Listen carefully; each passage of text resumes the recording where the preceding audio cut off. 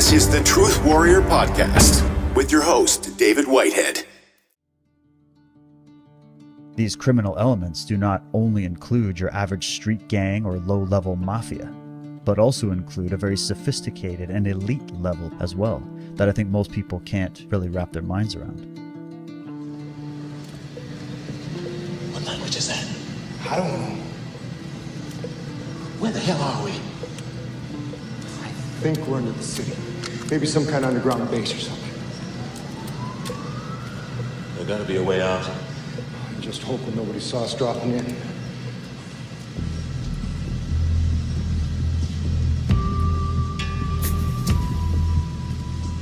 Operation Steel Fist has been a complete success. All security stations stand down to operational function. We have eliminated the terrorists. Okay. We got them. We wiped them out. All right. It's a win, man. They got to meet the A-team.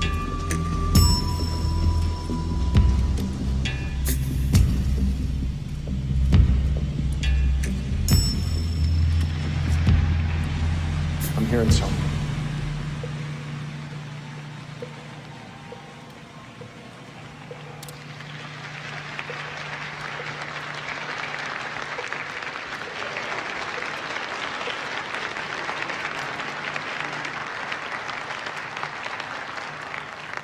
Our projections show that by the year 2025, not only America, but the entire planet will be under the protection and the dominion of this power alliance.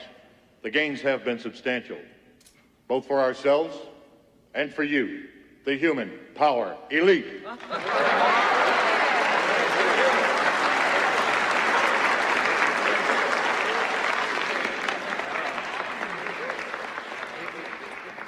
You have given us entree to the resources we need in our ongoing quest for multidimensional expansion. And in return, the per capita income of each of you here tonight has grown, and this year alone, by an average 39%.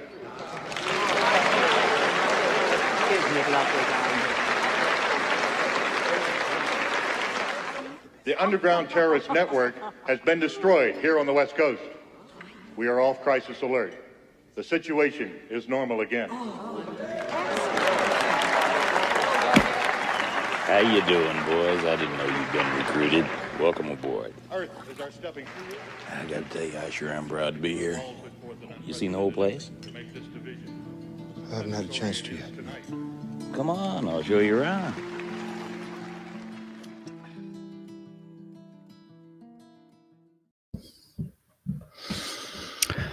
All right, come on indeed. Let me show you around. Welcome, everybody. Thanks for tuning into Truth Warrior. My name is David Whitehead. I am so stoked to be here with you on today's date, which is, where the hell is today's date? May the 5th. Oh my God.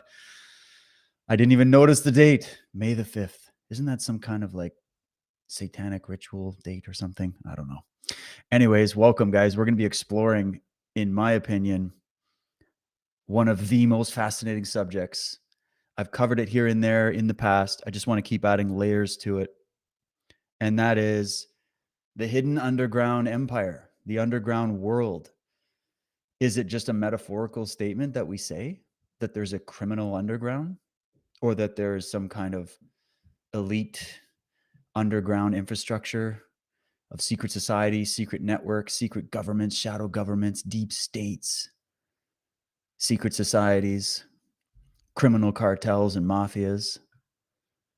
I think anybody listening to this wouldn't have a problem admitting that there are those elements in our world, right?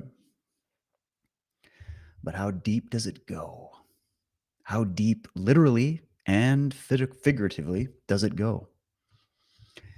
Is there some kind of breakaway sect or group or civilization or society, a breakaway society, as it was being hinted at in that movie They Live, which is proving to be much more of a documentary than just a entertaining science fiction film written by John Carpenter?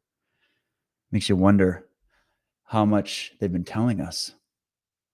And we don't have to just sit here and speculate, guys, about what we see in Hollywood, because I could have picked, oh my God, dozens of films. I'm sure as you're watching this today, you'll probably have a bunch of movies pop in your head that has touched on these themes. Today, we're going to be looking at this, and I have a feeling as I was preparing this, that this is only going to be part one. I'm going to have to do part one. If you guys like this topic and you enjoyed today's episode, please let me know in the comments. Hit me up on my Telegram or my Twitter. On Telegram, you can find me t.me/DW Truth Warrior. On Twitter, I am at Truth Warrior Dad, because my other one got banished and hasn't been returned yet. But let me know. Let me know if you want to keep going down this rabbit hole, because I got lots on it. And there's a few episodes that I can recommend that you can look at that I think were really well done. There was a show that I did, I want to say 2020, with Michael Tessarian on Truth Warrior. This was, it was on my YouTube channel before that channel got banned. I don't think you can find the video copy of this show. It's called Fallen Angels in the Underground World. It's like a 4-hour show. We go into all kinds of stuff with this. You can go and get that show on my Podbean or my iTunes. Those are the channels that never banned me. So the whole archive of most of the shows that I've done, I did lose a bunch in this sort of censorship process. Most of those shows you can find on Podbean or iTunes. The other show that I'll recommend in tandem with this is an interview that I did with a gentleman from Toronto named Shane Bales. And I got a clip from that I'm going to be playing. And I think it's called Insider Speaks Out, Illuminati Whistleblower, or something like that. Anyways, fascinating interview. I don't know if everything he told me was true or not or whatever, but I find these little pieces here and there that start to line up with actual research. So you're not just relying on eyewitness testimony or, the rumor mills. You can actually go and find data points and factual pieces of information that we on the outside, us serfs, us little people that are just trying to figure out what the great powers in the world are up to behind the scenes while we're asleep and possibly even right under our feet. We just have to fill it in with a bit of speculation that I think is calculated, intelligent speculation. It's not just a bunch of conspiracy theories. It's something that you can find pieces and then just put on the back shelf, keep researching, keep seeing things unfold. More and more information's coming out, and you just keep adding it to the pile. And that's all I've ever done. I don't have a magic ball. I don't have inside sources. I don't have any of that. I'm just a guy researching it and finding these data points that might seem separate and seeing if there's something to it, because why? We're trying to explain our current situation. We're trying to find the answers to how things got to be the way they are and what's really going on in the underworld of the world. We're just the surface dwellers. What's going on underground? What's with we're learning about this with what's happening on the borders of various countries, my country, Canada, US border, Europe, how there's underground borders or probably underground borders, underground tunnel systems where they traffic people across the borders illegally to get them into the country, and along with trafficking people for just bringing them in, or more likely for the business of human trafficking, which has relations to the sex trade, the organ trade, the drug trade, the weapons trade, underground terrorism networks, etc. We've been learning a lot more about that, haven't we? Starting to come out into the mainstream now. Who I haven't heard any apologies to those of us who've been looking at this for literally decades as to calling us names. And now we're being vindicated yet again. And they're still chirping away and pretending like they just discovered it. Do you really think you just discovered it, MSNBC? Come on. You didn't. We got to go to people like who I'm going to be bringing up today to get into just the scale of it as a possibility. Okay, so we're going to combine factual points of data that I'm going to show you. I'm going to show you where they're documented that you can go and look up yourself. And then there's going to be some speculation based on my interpretation of the data. And then you got to try to ask the next questions, because we're limited on data. I mean, we've got a lot, but we're still limited. So, but don't ever be afraid to go down those avenues of speculation, because there's, as I said, there's intelligent speculation versus just, You're making shit up and pretending it's legit. So I'm going to clarify. I'll do my best to make sure that I'm clarifying. If I'm making a point that is backed by solid, verifiable research for you, and versus here's just some speculation kind of based on what we're looking at. And then you feel free to plug your speculation in the chat. Because we're all just looking at this. It's variations. We're not, we're just looking at it in different ways. And I think that's important. But before we dive in, just want to say, how's it going? Today, I decided to try to stream to my new YouTube channel, which is kind of already holding on by a thread. We'll see how this goes. I'm hoping this isn't too censorable today. I want to try to get this out to some fresh eyes. But if you're new to my channel, if you're new to my show, welcome. You're in for quite the treat. You're in for quite the ride. If you want to find out more about my work and the backlog, all of it can be found over at dwtruthwarrior.com. That is my website. If you'd like to support my show and support this work that I do, you can support it by sharing it out. That's the best way. Just share out. If you like it, if you're enjoying this show, if you benefit from it, share it with other people. That really helps a lot. Give me thumbs up, put some comments, all that kind of good stuff. Okay, that really helps. If you want to go to the next level of support, you can support my amazing sponsors. Like right now, I'm wearing my new Cult of the Medic Exposed Fear Not line, beautiful hoodie made by my good friends Rise Attire. And you can go and get all that information over at cultofthemedics.com. If you don't know what that is my documentary series. The clip that I opened with is a little clip from that docu-series. It's chapter 8, Underworld, which is what we're going to be looking at here a little bit more. I like that episode. It was a lot of fun to make, and I could really only scratch the surface. So that's why I like these podcasts where I can fill it in. And I've also put my other sponsors in the description. I work with a really good company that does health products, collagen, these kinds of things. They're really, really good. And I've got all those linked below. You can get all the discounts, and every little bit helps. And I hope that the sponsors that I'm choosing also help you with what you're looking for. So there's that. But what are we doing, guys? Well, today I'm dedicating this show to the work of the great Dr. Richard Sauder. And a quick story before I get into this book. I'm so mad at myself because I did an interview with Dr. Richard Sauder. It was a last minute thing that happened at, I want to say 2009, 2010, around there. It ended up being an audio only pre-recorded interview. I was supposed to get him on, I think I was on American Freedom Radio or one of those online radio shows back then. But I had, because of his schedule, and he was in the process of like getting out of the States at the time and moving. And so I just pre-recorded it and ended up putting it on my YouTube channel at the time. And that was one of my older channels that I started to have some issues with in terms of censorship, even back then. And then I had backed up that interview on one of my hard drives that I used when I did the Modern Knowledge Tour, 2014. And we put so much stuff on those hard drives. And then one of those hard drives got stolen and the other one just totally shut down. And in order to get it operating again, it would have cost like what, $2,000 or whatever to get them to be able to open it up. So I don't know. I lost a bunch of stuff.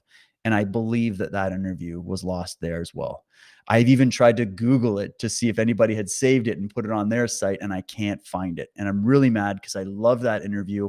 I would have taken clips from that interview for today, but today I'm going to be going through some clips of some presentations that Dr. Sauder has made. We're going to go through a bunch of that today, and I've got a lot to share with you. But just a great guy. I got to talk to him off air. I believe he was definitely a legitimate researcher. He contributed so much to this question of underground tunnels, bases, maglev trains. If you've heard about any of that stuff, this guy was doing the academic research on it. He was going in to find, he actually found a lot of not classified information that's there in the public record. As he started doing his research, he started to find all the patents on the technology that they would use to bore through different parts of the earth to create these underground systems. He got the Navy documents, just military documents on the designs, on the intention to build these underground facilities. So he focused a lot on the role of the military industrial complex, deep state sort of angle of it. And just giving you an idea of, hey, if this is what I can find by literally going to public records and just making some requests. Hey, could I have that document? Or Stanford Research Centers, going down to Stanford Research and going in and pulling out their studies and their documents that they were doing research on behalf of the military for in regards to this kind of classified or not so classified technology. And as he started looking at the surface level, he found so much that most of this book, which is called Hidden in Plain Sight, and that's why, most of the documents, the pictures, the images, the technology that he puts in this book, and he puts it all in with the numbers and everything, the patent numbers, you can find it all here. It's hidden right in your face. And he's like, if that's what they're telling you publicly, we didn't even get into the declassed stuff, let alone what is not known or never to be revealed. And so he walked in, basically stuck his toe into the door of this very clandestine world of black projects, dark money, underground systems, underground cults, underground, like the whole thing. And he just went, wow, there's a whole underground world hidden right in front of our faces. And there are connections to a lot of various seemingly disconnected threads of research. And that's why I like Dr. Sauder. He was always very honest about that. You'll see in some of the clips we're going to go through, he's very forward about where he gets the information, what he can prove, what he can't. And I really appreciate people like that. So I have nothing but the best respect for the man. I really hope he's still going with his work. I've tried to find websites. I got to look into it more, because if the man still does interviews and he ever hears this, Richard, please come on back on the show. I'd be honored to have you. You're just a gem. And I just really want to thank you for all your research. So today it's dedicated to him. And I feel like this series will have to be a bit of a series going on here and there, because there's so many great people that I can bring to your attention. Because I didn't invent any of this. I'm not, saying I cracked some code. I like to compare notes. So I collect the data from these brilliant minds that did the actual digging on it. And then I just want to show you who they are so that you can go follow up on it. And this is a great place to start. Hidden in Plain Sight, Beyond the X-Files. It's all right here. And so I just want to quickly talk about, so if you just go to the contents, chapter 1, how far down, getting into these Nazi engineers that were brought over in paper clips, secret U.S. military bases, elevators to the subterranean and submarine depths, where are all the bases, and then chapter 2, letters from the underground mailbag, secret tunnels beneath Washington, D.C., talks about places like the Williamson tunnels underneath Liverpool, UK, salt mines in Detroit, Michigan. There's a whole subtropolis under Kansas City and Missouri, secret tunnels underlying Tokyo, Washington, D.C. Metro, on and on, subterranean maglev maze. He's got a whole chapter 4, on, Alfred I. Beach or Ellie Beach, and some of the development of these maglev train systems that were going back as far as World War II and continued in the American clandestine operations. And then you've got Into the Abyss. What about Beneath the Sea? You ever think about that? We talk about underground military bases. Well, that must be just for security of the nation, right? I'm sure. Yeah, there's that, right? You got to have strategic military bases that are not viewable from foreign intelligence agencies. Makes sense, right? It's all for just national security, isn't it? But then he follows the money trail. He gets into the trillions of dollars just in certain single instances.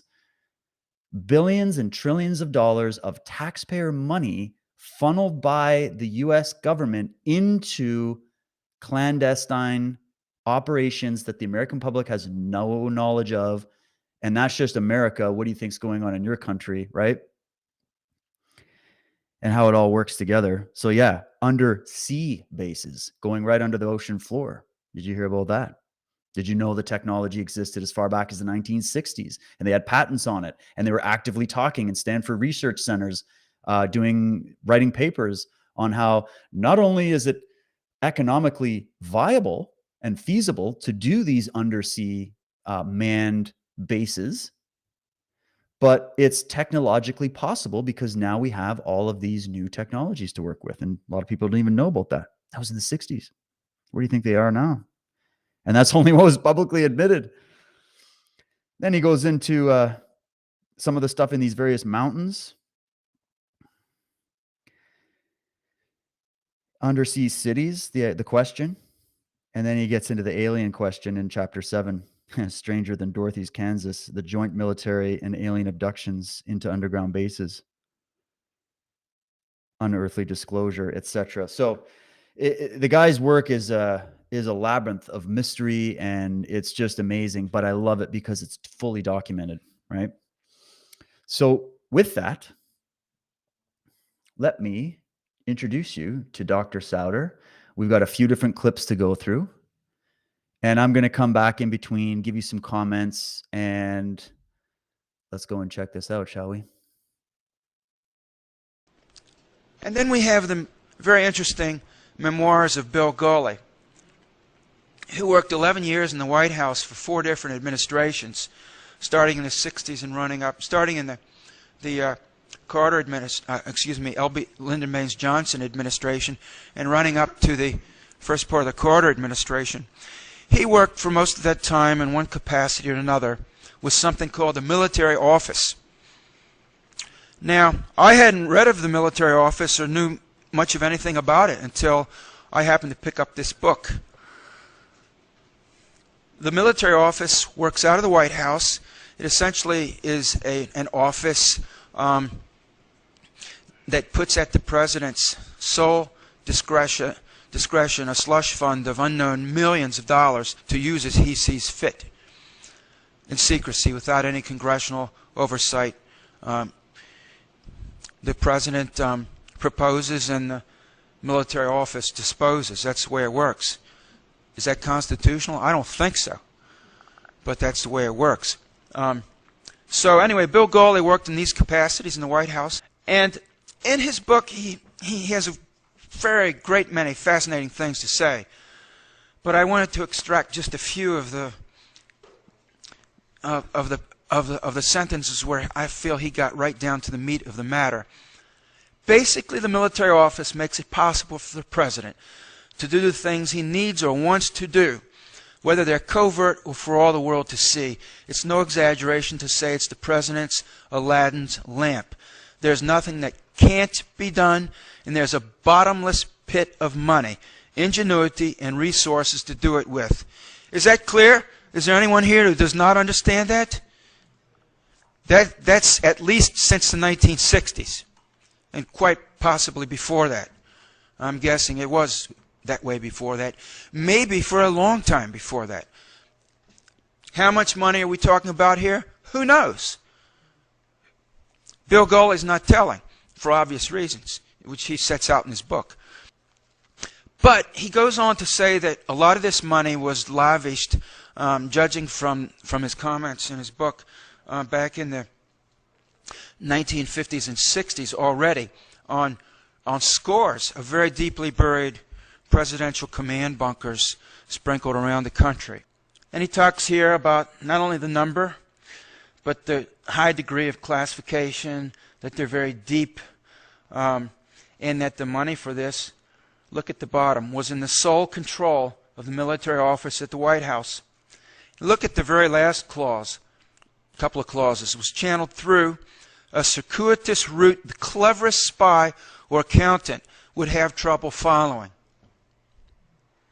In other words, he's talking about a shell game. You can't find that money. It doesn't exist. The cleverest spy, and I believe he was in a position to know a good number of clever spies, or accountant, and a man in his position would certainly have known a lot of bean counters, couldn't find it. So this is just one source. And authorization to spend the money, although it was allocated to the Army, was given to the Navy. Now you see it, now you don't. Specifically, the Chesapeake Division Navy Engineers. The Navy, eh? You'll see a little later why I think that's interesting. The Navy has its thumb on this secret slush fund for building deep, multiple scores, sophisticated deep underground facilities. And I want to touch briefly on this question of national security under which so much of this activity has been carried out. No, people who are secure aren't worried about hiding. If you feel really secure, you're not worried about hiding. You're not worried about concealing millions and billions of dollars. This has to do with profound insecurity. People who are really deeply scared, and I mean deeply scared, want to go deep underground because they know better than anyone else what they are up to. And if what they are up to is so deeply dangerous that they need to be thousands of feet underground, and that's where they're going to go, without telling the likes of you and me. And I've had to dig a little bit for this information. Just opening the door with the money. Follow the money. Where did it go? Where did all that money go from the Pentagon around 9/11, around the invasion of Iraq, right? With Rumsfeld and all that. Like, how many instances has this happened just in terms of the deep state in America? And when he was talking, I think he did this speech when George Bush Jr. was in, you know, where wings take dream. Remember that guy? So he was looking at this from the perspective that there was a huge compartmentalized secret operation going on within various elements of the intelligence and military industrial complex, right? So this isn't us saying everybody in the military is evil or wrong or anything like that. This is just an understanding that it was captured and it's run at the top by these people that have been at this for, well, he's going to get into a little bit about the age of this, but it's very interesting when you start looking at where's all this money going, and then you have admissions from various insiders over the decades coming out, and you're never going to connect it if you just read one of them. But if you read multiple, and then you look at the documents themselves, and then you study the subject itself, you can really start to put quite the picture together about just how big this is, how deep and wide it really is. So if we see that the United States infrastructure, as we were warned by people like Eisenhower, were basically taken over by this industrial complex, and who is that but the globalist deep state cabal, the private families, you know, the secret society networks that have more money and power going back through the ages than you can possibly imagine. Of course, they're going to get their grimy hands into positions of power, especially as America's getting more powerful over time. And so they take out and they get into the top key positions of influence in the black budget classified world. And what would you do if you now had at your disposal countless money streams?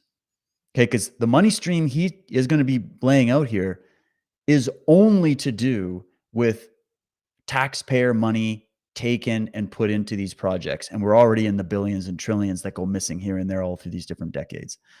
What do you think about the funneling? If you know that the intelligence world, which I dive into the cult of intelligence in my Cult of the Medic series, that's in chapter 8 as well. So chapter 8 is a good one for this show.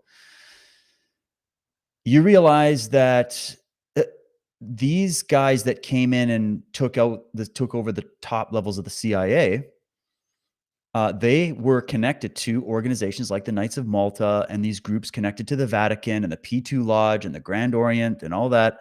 And so they had got their guys in position, and they had endless amounts of money and support. And it wasn't just that they had all these big banking families behind them to sponsor it. They were fleecing the American tax dollar or taxpayer. And they're doing it to all of us in our countries. You know, look at Canada right now, just getting totally fleeced from every angle. So there's multiple streams of income that they can bring into these black operations that you know nothing about, nor would you want to believe exist, that it's very easy to have plausible deniability, isn't it? When you just go, and you see these congressional records of them actually under oath discussing these different, oh, where's the missing money? And they're asking NASA or something, where did that missing money go? Or they're asking some organization, and they're like, yeah, just kind of, we can't really find it. We don't know what happened to all those billions of your tax dollars. And they're like, okay, moving on. Like, it's, yet you try not paying taxes. You see how it works?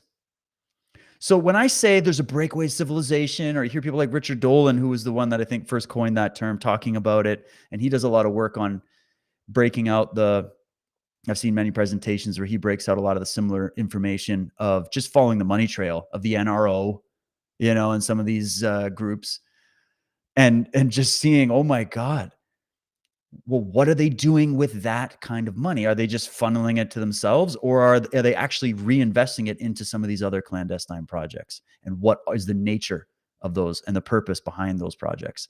And is there a criminal element involved? This was another question that I asked in chapter 8 was, we all know about the criminal underworld. We hear about it all the time, the human trafficking, the organ harvesting, the drug trade, the gun trade, everything you can imagine, right? And we think, oh, this is the mafias, this is the Russian mobs, this is the triads and all these different groups. But I also ask, well, okay, so there's the criminal underworld. What about the criminal overworld, where we get into these high-level bloodline family, secret society network cultists that, have more power and money than you can imagine? Is there a liaison between those two elements, the underworld and the overworld? The underworld can only play to a certain level, and I'm talking about the criminal underworld. It's compartmentalized as well. And they can only play in the criminal underworld. If you're in the black market of guns and weapons and people, you are doing illegal operations, and you're always being hunted, and there's a lid to where you can get your enterprise to. Okay, there's a ceiling. But there's no ceiling for the criminal overworld, because they play both markets. They play the black checkers on the checkerboard and the white checkers on the checkerboard. They play in both domains. They are masters of both domains. They manage both domains. So we like to say, oh, the government and all these public agencies and all these different things, they're there, and intelligence agencies, the police forces of the world, and the military, they're all there to protect us from the criminal underworld. Well, what if you find out they've been doing business together for decades, if not centuries? So you just started by, okay, let's dip our toe into this pool to see what the water feels like. We just start by following the money and wondering where all this missing money is going. And then you start pulling out all the layers of documentation that you can see where indeed some of this money is going. So let's get to the second clip here. Then there are other agencies. We heard about the executive office of the president, in other words, the White House, or is the military office part of the Pentagon? See, we're in a no man's land there, a gray world, in the black world, where things happen and no one's accountable. But vast sums of money vanish completely into very deep, high-tech holes in the ground. Well, let's look at another federal agency, HUD, for example. I was recently struck by the fact that there was an audit done about in the year 2000 or so of HUD that was covered in these hearings in the year 2000 in the Congress. And it turns out $59 billion could not be found by the auditors at HUD. The accountants went through the books, and at the end of it all, they said, right, where are the missing $59 billion? Well, they weren't there.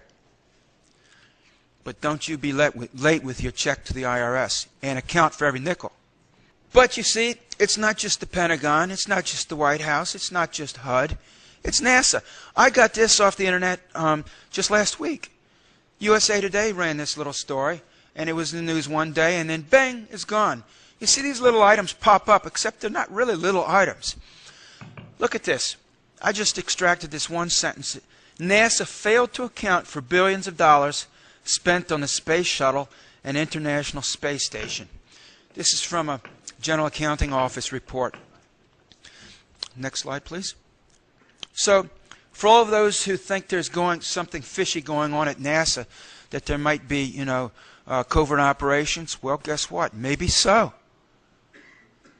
And where does the money come from to fund those possible covert operations? Well, there you have the GAO telling you through a story on USA Today last week, there are billions of dollars. They send in their bean counters, and they say, well, where's the money? NASA couldn't definitively say. So here's the bottom line for the black budget. The scale of the theft is mind-boggling. The size of the black budget is astronomical. Money is obviously not a problem if you have secret projects and programs you want to carry out. I've just showed you from the public record. In aggregate, we're dealing with trillions of dollars right here. The actual figure, dollar amount, is likely to be much larger if that's what you can find out with an easy first cut at the public record. That'd be my view. There you go. So where's the corruption begin and end in these agencies, right? And again, we're not implicating everybody, nor is Richard Sauder. I've spoken to him many times about this, or not many times. I spoke to him in length about this when I had the opportunity. I've studied it from many people that have been on the inside and looked at it to the best that I can. And again, what we're dealing with is a compartmentalized structure in all these agencies. Even when you pull out people like Victor Marchetti or some of these other guys who are exposing the deep state within the CIA, for example, or Ted Gunderson with the FBI, they're always going to tell you there are good people working in those institutions who mean well, who are patriotic, who are believing that they are defending their country and doing what's best. And any secrecy is for the benefit of the people. It's not to have any shady dealings going on. They believe in what they're doing. And probably the bulk of people in those organizations on the lower levels believe that, just as it is in any of these institutions. So we got to be careful in our movement of just completely throwing the baby out with the bathwater with everybody and then discounting the other elements that could be there, right? So, but I mean, what else do you need to know? They're not forthright about billions of dollars that go missing and nobody's holding them accountable. What kind of power do you have to be able to get away with that? Because you and I definitely don't have that kind of power. So to the people that are going to go, conspiracy theories, I've already just given you enough. Richard Sauder, Dr. Richard Sauder has just given you enough to check yourself and go, well, that is kind of weird. There is a bit of a double standard now, isn't there?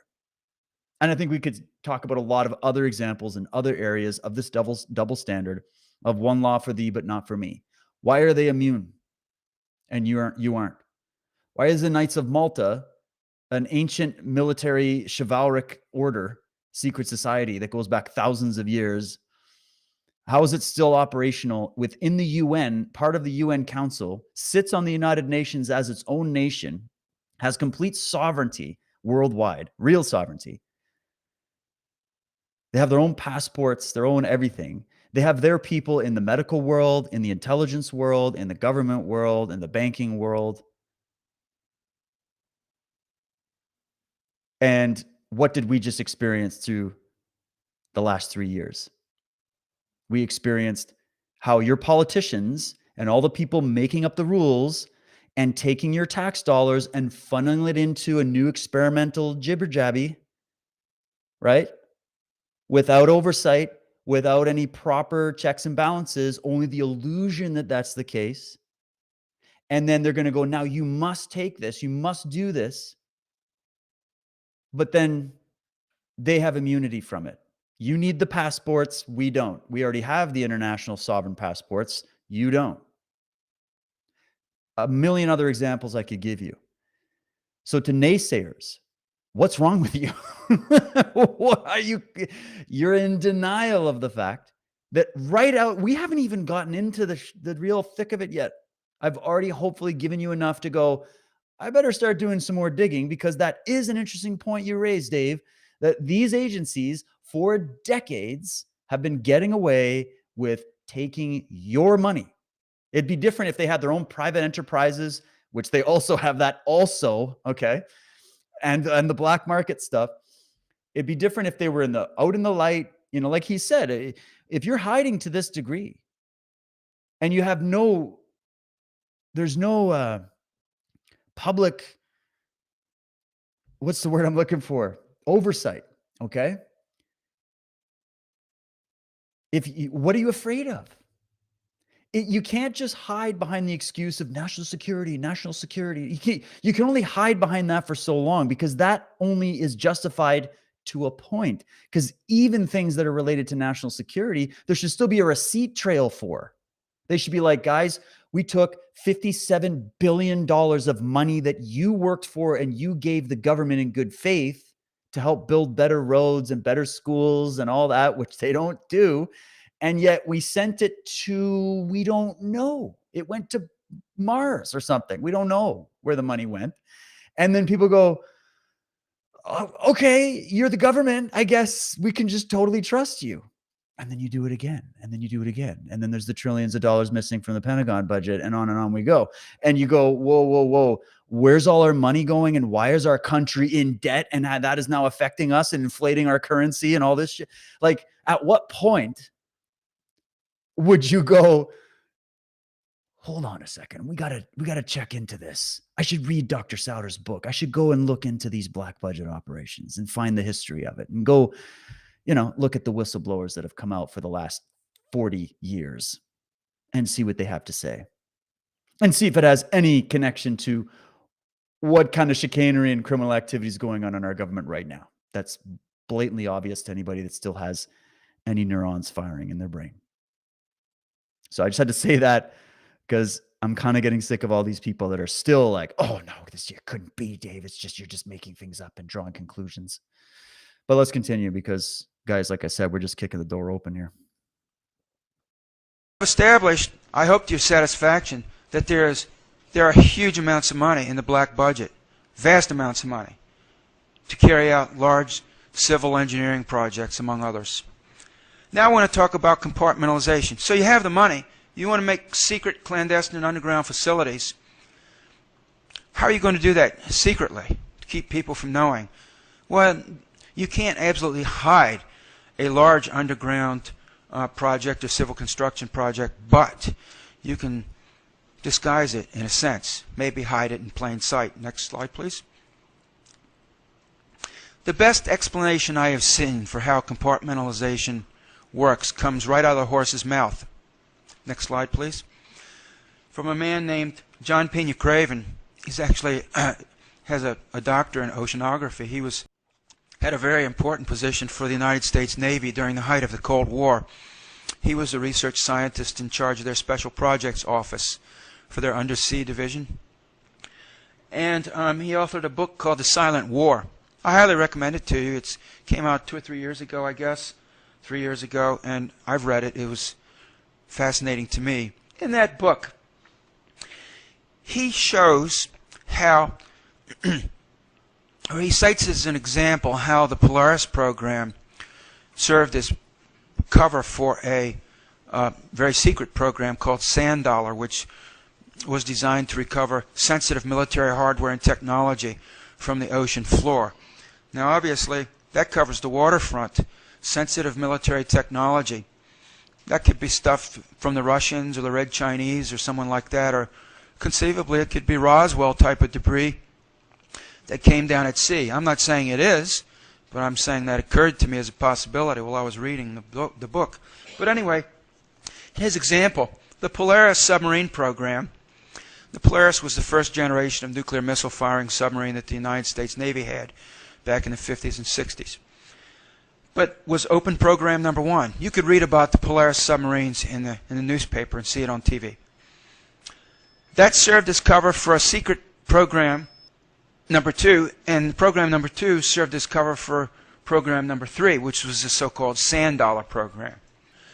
So you didn't read about Sand Dollar in your newspaper. You read about the Polaris program, but people that worked in the Sand Dollar program would have had the Polaris program as a cover for their activities, and then there was a second program intermediary in between there.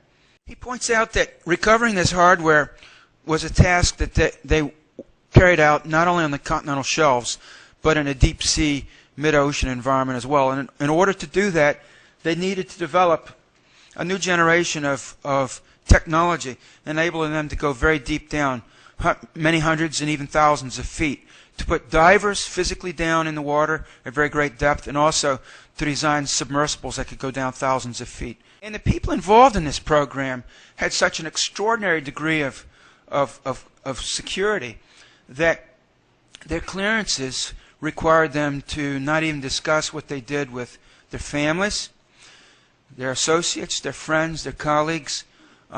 So you would have a husband who would go to work and maybe go to sea on a Polaris submarine, for example, and do something else.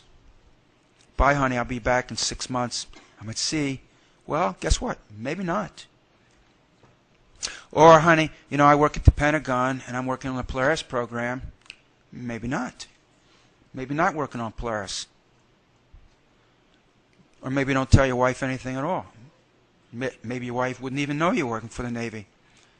Maybe your wife wouldn't even know you were working. I don't know. Anyway, the cover is extreme, and he makes that very clear in his remarks. That people who work in this degree of secrecy do it in such a manner that even blood relatives, people that live in the same house with them, don't know what they're doing because it's a condition of their clearance that they don't tell them. You in this room who are married, perhaps to someone who works for the feds, you really know what your spouse does? It's no guarantee. Not at all. And you think your marital vow is stronger than that? I'm telling you, it's not. Because you sign your life away when you go on these programs. Really love that clip. That's a killer. That's a denier's killer, because you don't know what you don't know. It's as simple as that. Yet we like to walk around with the belief that we know, because that gives us the feeling of security. Because not knowing induces fear and anxiety, and who wants to feel fear and anxiety? So it's better to just pretend like we know and just move on like nothing's happening, when in fact, everybody on this planet is on a need-to-know basis, and you know what you need to know at the time that you need to know it. And unless you activate your own intelligence and your own reason, can you actually know? Right? And especially when it comes to these kind of projects, interesting how he's talking about the black project world, or the secret, the military program world, right? How that's compartmentalized, how it works, and how extreme secrecy, right? Have you ever heard of that term, extreme secrecy? It's right there. You can even get into this studying some of the stuff that came out of the Soviet Union when that came down and everything else, as to the layers of compartmentalized secrecy about various programs and projects. And while there can be justifications for various layers of secrecy with various projects, how do you know who's watching the watchers? How do you know that all of those secret programs and all of those layers of compartmentalized secrecy are all being done for the good of your country, or your destiny, or your children's future, or this world, or humanity, who the top scientific institutions and global elites are publicly talking about it, about how they see that humanity is too many in number, and we need to do something about this problem to stop climate change. So they're publicly talking about that. You don't know the compartmentalized layers that go beyond that whole narrative and what's behind it. And that's just one little example to get into how this whole compartmentalized structure works. And then you get into stuff like this. Dave, there's no such thing as deep underground bases, or deep undersea bases, or connective tunnels, or a whole underground infrastructure that's been built for 40 to 60 years, probably built off of already existing ancient tunnel systems that go through Turkey and, Ukraine, etc. That doesn't exist, because I didn't read about it in the paper, and I didn't read about it in any of the documents that I looked at for 5 minutes, and so it can't exist. So that kind of stuff is just to get you to go, or that kind of statement from Dr. Sauder is just to help you understand, not to say anything declarative, not to say, here's all the solid proof of what is in existence, but simply to establish the point, you're on a need-to-know basis. So let's all have a little humility before this subject and try to just realize that. Even I don't know, even Dr. Sauder doesn't know. Everybody knows little pieces. And even your friend who's like, oh, I know a guy who's a Mason, or I know a guy who used to work in these military projects, and he knows everything. Really? if one guy is coming up to you to say, yeah, I used to work in the intelligence world, and yeah, I can tell you all this secret stuff about JFK and the aliens and the whole thing, he was full of shit. It's impossible. And even that guy might actually believe it. But again, there's levels above, right? And the other thing that he says about this, it kind of made me think of that movie True Lies with Schwarzenegger and Jamie Lee Curtis. Their dynamic in that movie, where Schwarzenegger is this intelligence operative going on all these clandestine missions, and she has no idea. And then there's this whole dynamic that happens in the film. They've talked about this for a long time, Mr. and Mrs. Smith, you know. And when he was breaking down how the projects work, where when you get signed on to these projects, you're making an oath that transcends your oath to your family, to your wife, your marriage. What if I told you that on the cult level of this, right? So just leave the black budget world aside for a second. On the cult level and the occult secret society work, those oaths are blood oaths that are ancient oaths that transcend constitutions, swearing on a Bible or a Quran or whatever, any of the stuff they do in public. And you wonder, how could some of these deep state players get up on the stage and swear an oath to the Constitution and swear when Biden gets sworn in or Trudeau gets sworn in or any of these people get sworn in, they're making an oath to do the best for the country, and they're swearing on the Bible or they're swearing on the Constitution. And then they get in and they're completely violating all of those things on day one. And you're like, what? Who are these people? Well, they're people that already made previous oaths and allegiances that supersede what the public perceives as the ultimate oath and allegiance. So you pledge an allegiance to the flag of the United States of America, or we pledge an allegiance to whatever when we join our military here in Canada. And behind the doors, they're pledging allegiance to other things that are completely out of this universe that you know nothing about. And that's why they can do it. And that's how they can lie right through their teeth, because they have the security of knowing that they are protected under those laws that the average human running around on the farm has no idea about. So just keep that in mind, that it's layers of secrecy, and it works very similar in a lot of these secret society networks with that idea. Actually, the intelligence world was built out of secret society networks and private families. Okay. So all that stuff to do with how the military structure is built, it's all Masonic. That whole infrastructure of how to build that. And I'm not saying it's all evil either. It's just knowledge, right? Of how to build a structure that works. You need a compartmentalized structure in the military. You don't need every grunt on the battlefield to know the whole battle strategy. In fact, that would work against you. So there's reasons for it in certain areas, but do you see how that's the perfect place for criminality and evil to thrive? Because it's in secret. It's in a level of secrecy that you and I can't even imagine. Like, you probably have secrets. We all have little secrets, right? We keep secrets from our friends and spouses on certain things, just stupid shit, right? Like whatever. But that's why we're not even connected to this. These are blood oaths. These are beyond what we think they are. And that's how it functions. That's how that whole world works. Because you know why I'm doing this? Everybody that's going to come and say, oh, it's conspiracy theory, they don't understand this component. They honestly think that if they Google something, they're going to find the whole story on it. Or if they go to the National Archive and go try to get, what's one of those things called? Where you try to get the government to declassify what they have. What's that called? You know what it is. You think you're finding the whole trail, the whole story. Do you think they document everything, or do they document it in a way knowing that down the road someone's going to maybe declassify that? So they do it in a certain way and they have their way around it all. So not to say that any of that research or going and looking those isn't valuable. It absolutely is. It's basically all we can really go and look at. But just to, in the back of your mind, this is what I keep when I'm doing my research, is I know I'm on a need to know basis. And I haven't always been perfect at this, but I'm trying to be better at it, which is to just always relay what I know with my theory, but knowing that I'm also giving you just my one take, and there could be so many other things going on with it. And so, but I know enough I don't know anything for sure, but I know enough to know that there is something to know that they don't want you to know, and that they're hiding it behind layers and layers and layers and layers of compartmentalization. So what are they up to?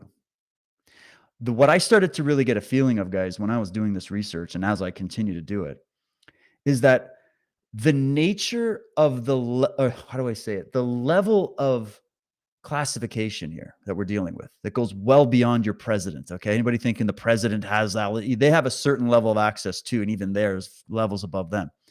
But I've just realized that there's enough smoke to realize that the fire that's happening here is that on this planet, there are activities going on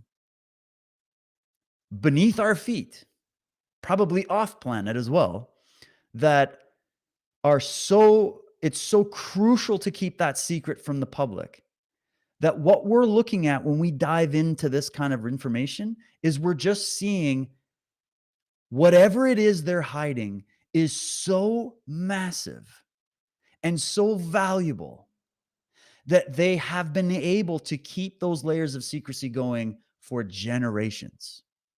That's how important this cover-up is. That's how important whatever's being hidden is to be hidden. And then when you put that on the table and just leave it for a sec, and then swing your mind over to this fact that you look at the state of the world.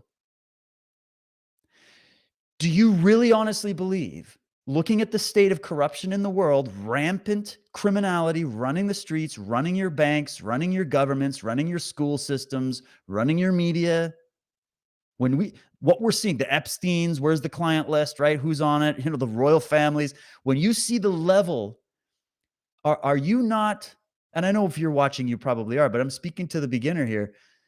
Are you not also asking, well, if I was to say that there's some kind of justification for all that secrecy you've been describing, Dave, if there's some kind of justification for it, it must be to somehow protect the people from something that they just can't know about. So there must be a good intention behind it. It must be for the good, all this secrecy. That's the only argument you can come into before you're going to be on the conspiracy side of the fence, okay? And that argument falls apart the moment you look at the state of the world that is being currently watched and managed by the people that are involved in these secret operations.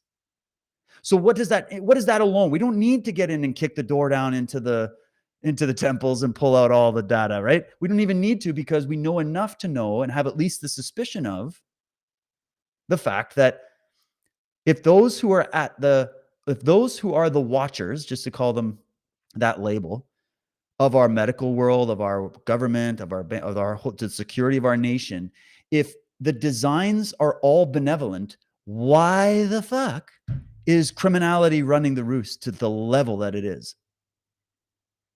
So to me, that proves actually that we are justified in pursuing this line of research into this must be massive, whatever they're hiding. It's funded to the tune of trillions of dollars over generations.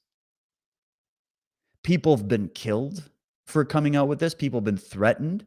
People have been disappeared. People have been censored and silenced for decades. It must be pretty big. But for me to jump to the conclusion that there's some benevolent justification as to why it's so big and so deep, I would then have to see that the state of the world would be in peace. The state of the world would be in a better place than it is. But it isn't. It's the other way.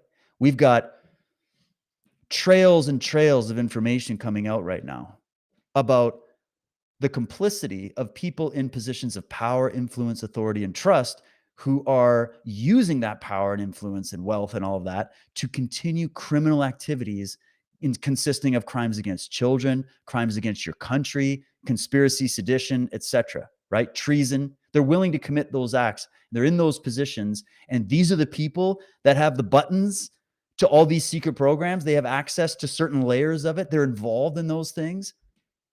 So for me, I'm not on the side of, oh, there must be some ponies and rainbows explanation to all this secrecy, because I see the state of the world as it is. And that enough is enough for me to stay on this track and go, I'm going to keep digging. So let's keep digging.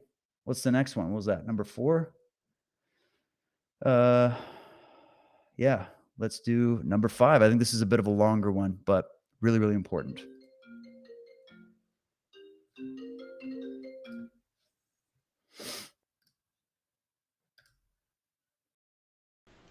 So just how long has all this been going on? Go ahead. Maybe a very long time, as I alluded to at the beginning, maybe for centuries. Go ahead. I got this slide from the London Transport Museum just to give an idea of what you can do with technology almost a century old.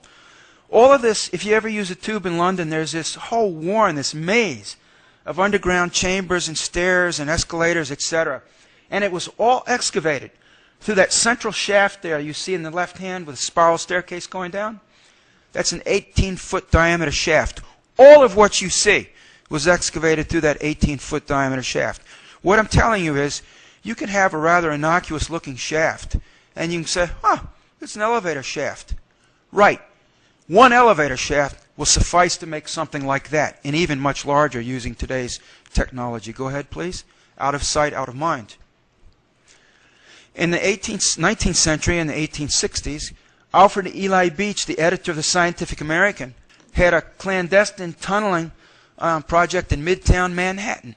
He went out at night from the basement of the department store and made a steam engine powered, pneumatic driven subway car. If you've eaten at Subway sandwich shops, you've seen this on the side of the wall.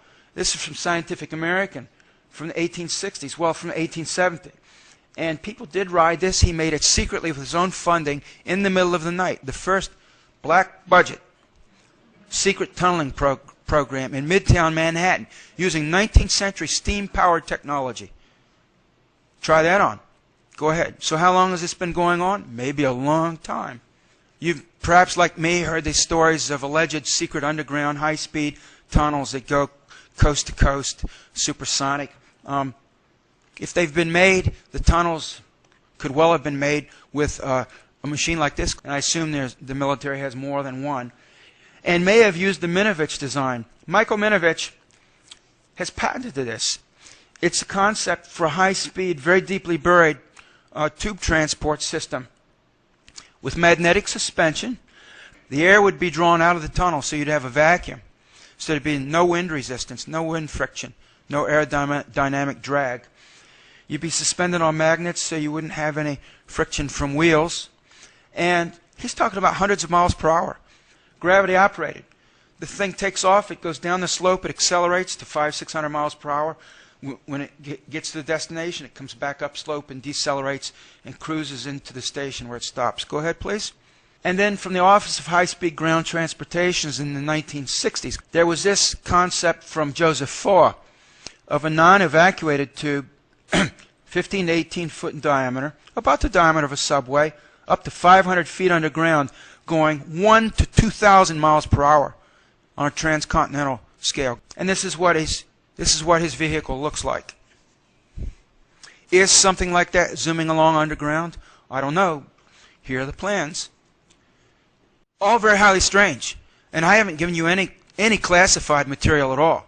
So if this is what you can get on from the open literature, non-classified, when you go beneath the surface, speaking literally here, not metaphorically, I'm willing to bet it could be even stranger yet. I would agree. Probably stranger than we know. And guys, so that was the next video. There's another one that's before that. But before I get into it, let me just give you a little synopsis here. Some of the notes from this book about just how many there are, right? So you got underground facilities built by FEMA, by NORAD, by the Navy, the Army. The Mormon Church even has a state-of-the-art underground facility in the Wasatch Mountains outside of Salt Lake City. Vatican City has their own underground systems, and Scientologists even have their own underground facilities in northern New Mexico. Even major corporations have their own underground various facilities. You've got known underground base locations at Cheyenne Mountain, Camp David in Maryland, subterranean labyrinth beneath the NSA base in Fort Meade, Maryland. You have the NSA's enormous basement, which stretches for city blocks and blocks beneath the headquarters building, undoubtedly holds the largest and most advanced computer operation in the world. You've got Raven Rock. You got underground the Pentagon, Mount Weather and FEMA, 400-acre complex. You got the White House. There's a deep underground facility. And obviously, yeah, you'd have a secure facility underground. That makes sense. But are there layers to it where things happen that we don't know about? You've got more of these things in Texas, Nebraska, New Mexico, Nevada, Colorado, Tennessee, California. Canada even has its share of these underground facilities. And I'm sure they're littered all over the world.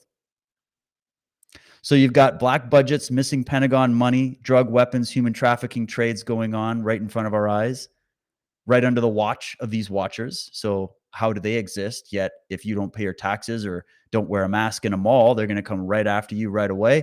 Yet these other criminals get to run rampant in our streets. And you're telling me there's no conspiracy? You got secret space programs. That's a whole other podcast. We'll do that on the road.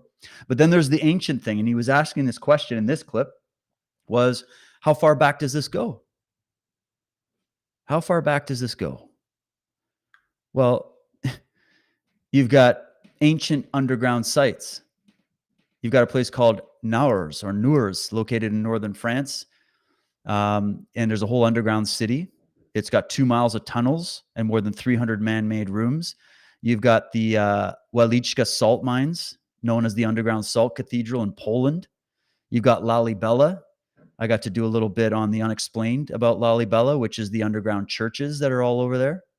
They're literally dug out of the ground. They were made, Lalibela is thought to have been made in 12th century AD. There's actually a theory that it was built by the Templars. There's actually 11 eye-catching churches in the Ethiopian village of Lalibela. It was called the New Jerusalem. The symbolism all over it is just absolutely mind-boggling. And there's a lot of really strange things that have to do with it. You've got Petra. That's basically what was showing up in Indiana Jones: The Last Crusade. It's basically an ancient caravan city tucked away in the mountains of southern Jordan. And the site has been inhabited since prehistory, but at its peak some 2,000 years ago, when ancient Nabateans hand-chiseled the surrounding sandstone hillsides into a dazzling collection of tombs, banquet halls, and temples. You've got Oriveto, which is in Italy, I believe. Yeah, it was beginning of the ancient Etruscans. Generations of locals burrowed their way deep into the volcanic rock bluff on which the city was originally built. There's a whole subterranean maze underneath, and it was first carved to build wells and cisterns, but over the centuries, it grew to include more than 1,200 interlocking tunnels, grottos, and galleries. You've got the Burlington Bunker, which is in the event of a Cold War era nuclear missile strike, the most important members of the British government would have been retreated to a 35-acre underground complex located 100 feet beneath the village of Corsham. This Burlington Bunker, as it's often codenamed, was first built in the 1950s from a series of already existing tunnels and stone quarries. It contained office spaces, cafeterias, and telephone exchange, medical facilities, and sleeping quarters, all of it designed to keep the British Prime Minister and some 4,000 other key government personnel alive during an emergency. But do they have multiple functions, these systems, right? And then realizing that they're all over the world, it's just incredible to think about this, let alone getting into the undersea thing. And then there's the whole phenomenon of what are called USOs, underwater or unidentified submerged objects, doing things that defy most of what we think exist. So what's going on, right? Well, let me now do this longer clip, and he's going to get more into how this whole black budget thing works. Well, as I said, to get down deep, they needed new technology. And I want to mention in passing that if there are 3 levels of secrecy, which he described in his book, what's to prevent a 4th level or a 5th level? What John Pena Craven is doing, and you have to understand when you read books by people like him, is that I've never met the man personally, but I think if you read his book with your eyes open and your mind turned on, that you'll get the point he's making. That there are secrets within secrets. Clearly that could extend the subject matter of this conference, and I'll give you an indication of what I'm talking about in a little bit. But it could certainly, for example, a 4th level of security could have to do with undersea and underground bases, and I'll get to that very shortly. A 5th level could conceivably have to do with extraterrestrials. I'm not saying it does. I'm saying I strongly suspect that it does. Appreciate the difference. I cannot conclusively prove to you that there are extraterrestrials underground or undersea.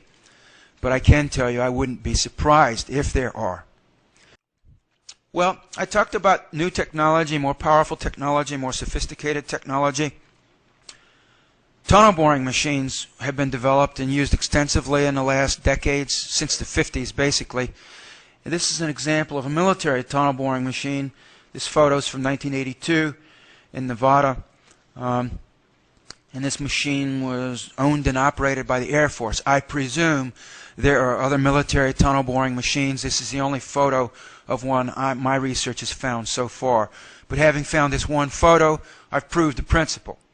Now, understand that this technology is deployed by a variety of major corporations and government agencies for underground excavation and tunneling. One of those agencies is the U.S. Army Corps of Engineers.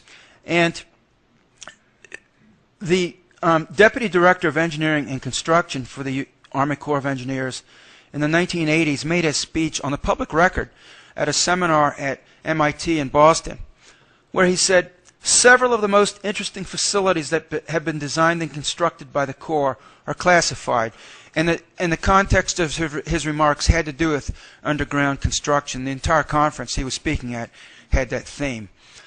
And he goes on to say, as stated earlier in his remarks, there are other projects of similar scope to the NORAD base in Colorado, which I cannot identify, but which included multiple chambers of up to 50 feet wide and 100 feet high, using the same excavation procedures mentioned for the NORAD facility. And here's the kicker. Because of the critical and unusual nature of these projects, there were often a large number of consultants and Corps staff involved during design and construction. The critical and unusual nature of these projects, which he can't talk about, which I'm going to allude to. Here's what I think he meant. I think he meant what John Pena Craven was alluding to. By implication, that is. Another level of security beyond the Sand Dollar program. Next slide, please. In 1969,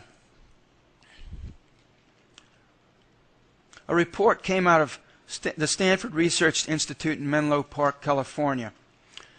And the title of it was The Feasibility of Manned In-Bottom Bases. This report went on to say the construction of 30 manned in-bottom bases within the ocean floors is technically and economically feasible. This is in the 1960s. The cost of such a base program will be about $2.7 billion. And I just showed you over $2 trillion in the black budget unaccounted for. You could, for that amount of money, you could make thousands of them. And they go on to say, in a note, that they wish to acknowledge the basic data and cooperation of the Naval Undersea Warfare Center at China Lake. That's the Navy's weapons and research station at China Lake, California. Go ahead, please. Which is interesting because this document came out of that same place at China Lake 3 years before the document I've just shown you, discussing that very thing, so-called rock site planning document talking about manned undersea bases as much as hundreds of miles offshore, connected by hundreds of miles of tunnels, actually tunneled down beneath the seafloor, well out to sea. Next slide, please. This illustration I got from Walt Kirshner. Walt Kirshner was an illustrator for this program, this rock site program, back in the 1960s. I appeared on the George Noory Show. I assume some of you listened to the George Noory Show. It's a talk radio show in the middle of the night. And back in the fall of last year, and Walt Kirshner happened to be listening that night. He's an elderly gentleman, and he stays up at night and listens to talk radio like millions of other people. And he happened to hear my interview, and he contacted me and said, you know, I worked with a program that was, planning these types of facilities, and I did some artwork for them. Would you be interested in seeing it? And I said, well, of course.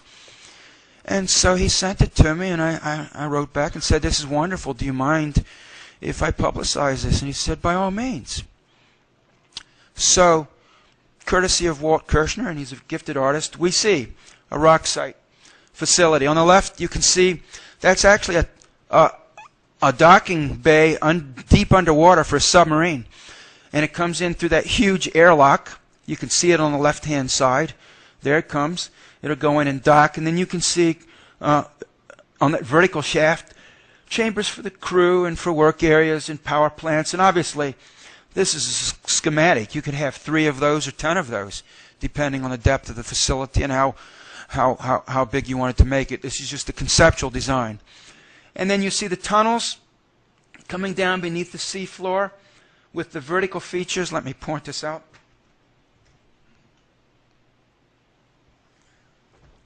Those vertical features, I believe, are intended to be deep undersea, all-glass nuclear missile silos. Next slide, please.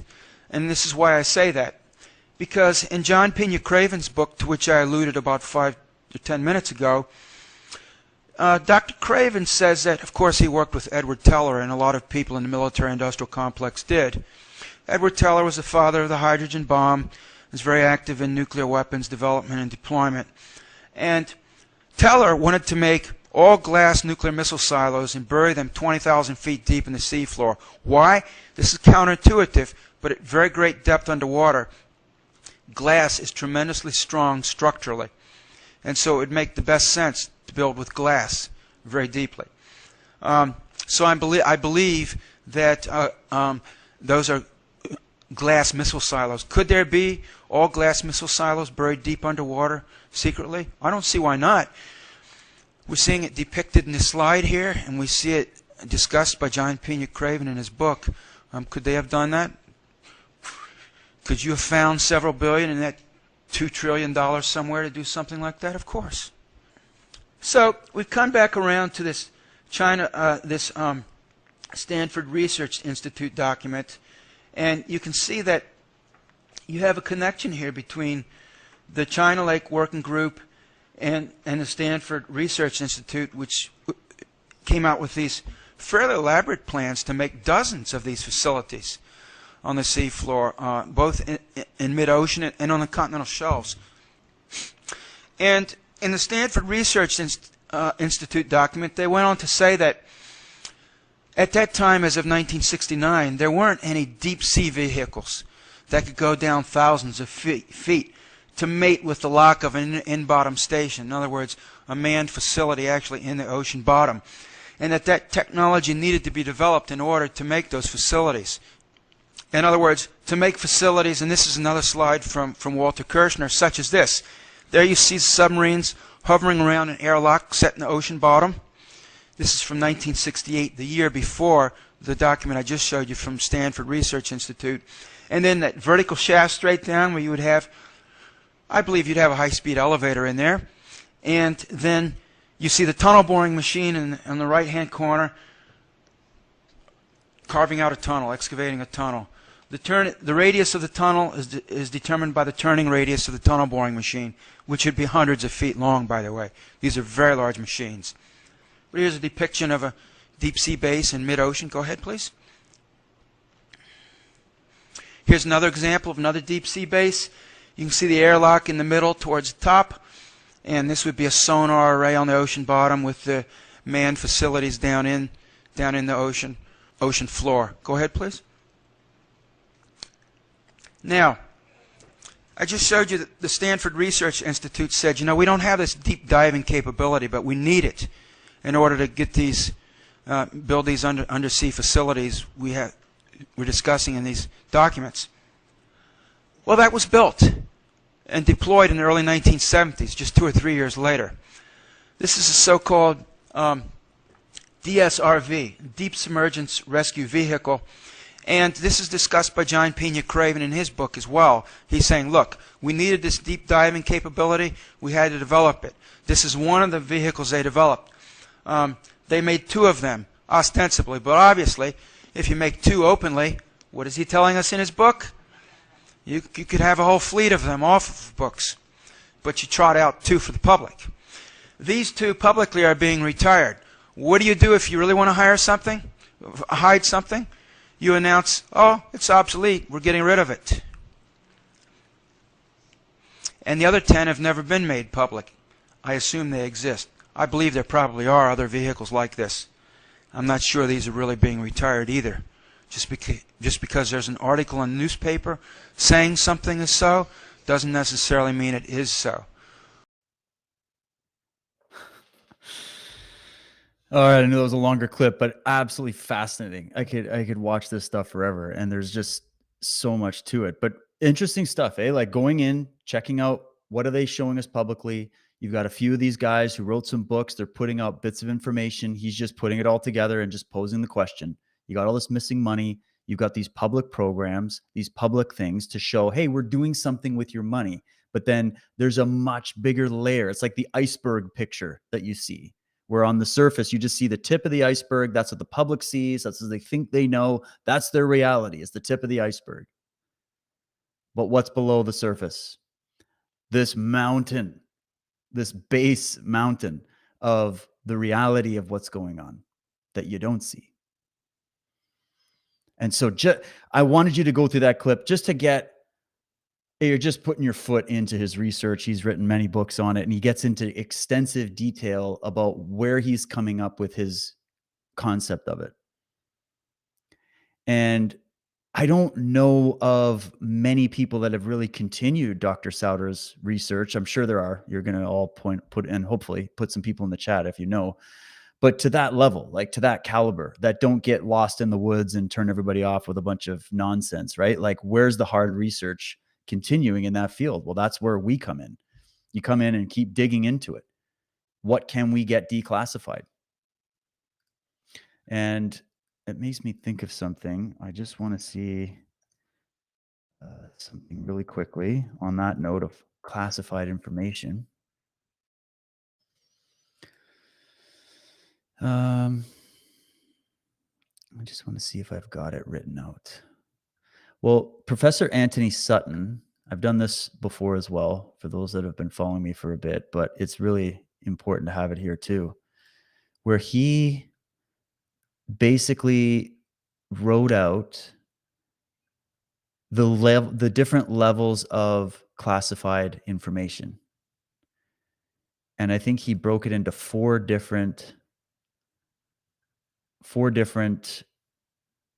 levels, where you have what the public thinks is the information. Then you have the next level, which would be what the intellectual class thinks is the reality. And then you have the next level, which is the newly declassified information from whatever various sources that talk about a whole different level than those first two levels of general public based on the media, and then the intellectual class who think they know everything, but they're still uncompartmentalized. You need to know.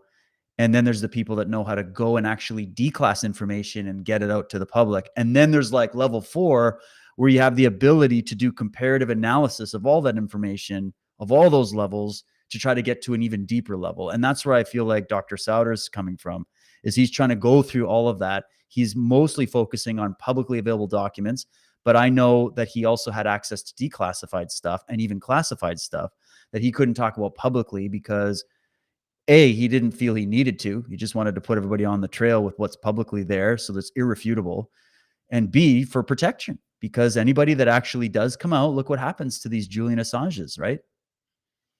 So that is key. And how are we doing for time? I'm wondering I think I'll do. Yeah, you know what? Let's just finish up with Dr. Sauder. He's got another short 2-minute clip. He just closes it off really well. And then we'll move on to the next stage of this. Here we go. Characterization of underground facilities. Some of you may have heard of the Jason Group, Jason Committee. This report was published by the MITRE Corporation in 1999. They went on to say in their report, underground facilities not only protect critical activities but also conceal them. Once built, it may be very difficult to determine the nature of the facility. What are they telling you? You build it and you do whatever you want in it. And no one will know. This isn't hard to figure out. This report comes from the inside of the American military-industrial complex. You know, it's like nothing in a sense is being hidden. All of this is in the open if you look at it. As Jesus is alleged to have said, let those who have eyes to see, see. Have you seen what I've been showing you? Have you really thought about it? Let those who have ears to hear, hear. Have you heard what's been said? So we're down Alice's rabbit hole here big time. What is going on? Well, the stories I've heard have to do with, I can't tell you for a fact what I know of is going on underground, at least in part. Going down that list. Mind control, yes, I have some indications of mind control projects, at least in part, being carried out underground, at least in some facilities. Shadow government, oh yeah, big time, no doubt about that. FEMA, Executive Office of the President, and others, no question. Corporate secrecy, huge. Oh, that's absolutely involved there. Weapon systems, of course. Neo-Nazi forces, yes. The paperclip scientists came here in large numbers after World War II. Some of them, including Werner von Braun personally, were involved in this. At one time, Werner von Braun was working out a Redstone Arsenal in Huntsville, Alabama, and there were plans, which I discuss in my first book, to make an underground missile factory beneath Green Mountain, which is just a few miles outside of Huntsville, Alabama. And when I first ran across that factoid, I wondered why. Now I understand, because that was in the 50s. You have to understand just 10 years earlier that Werner von Braun was building V-2 rockets for Hitler. And he was constructing them in the underground missile factory, the Mittelwerk factory in the Harz Mountains. And when I read that, I understood, aha, you know, he went from building missiles for Hitler to building missiles for Truman. And Truman told von Braun, look, whatever you did for Hitler, I want you to do the same thing for me.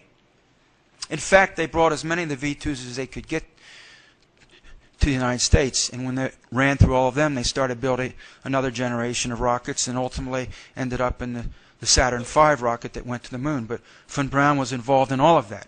And when I read that, I understood, aha, he wanted to reproduce the same plant he built for Hitler, for Truman.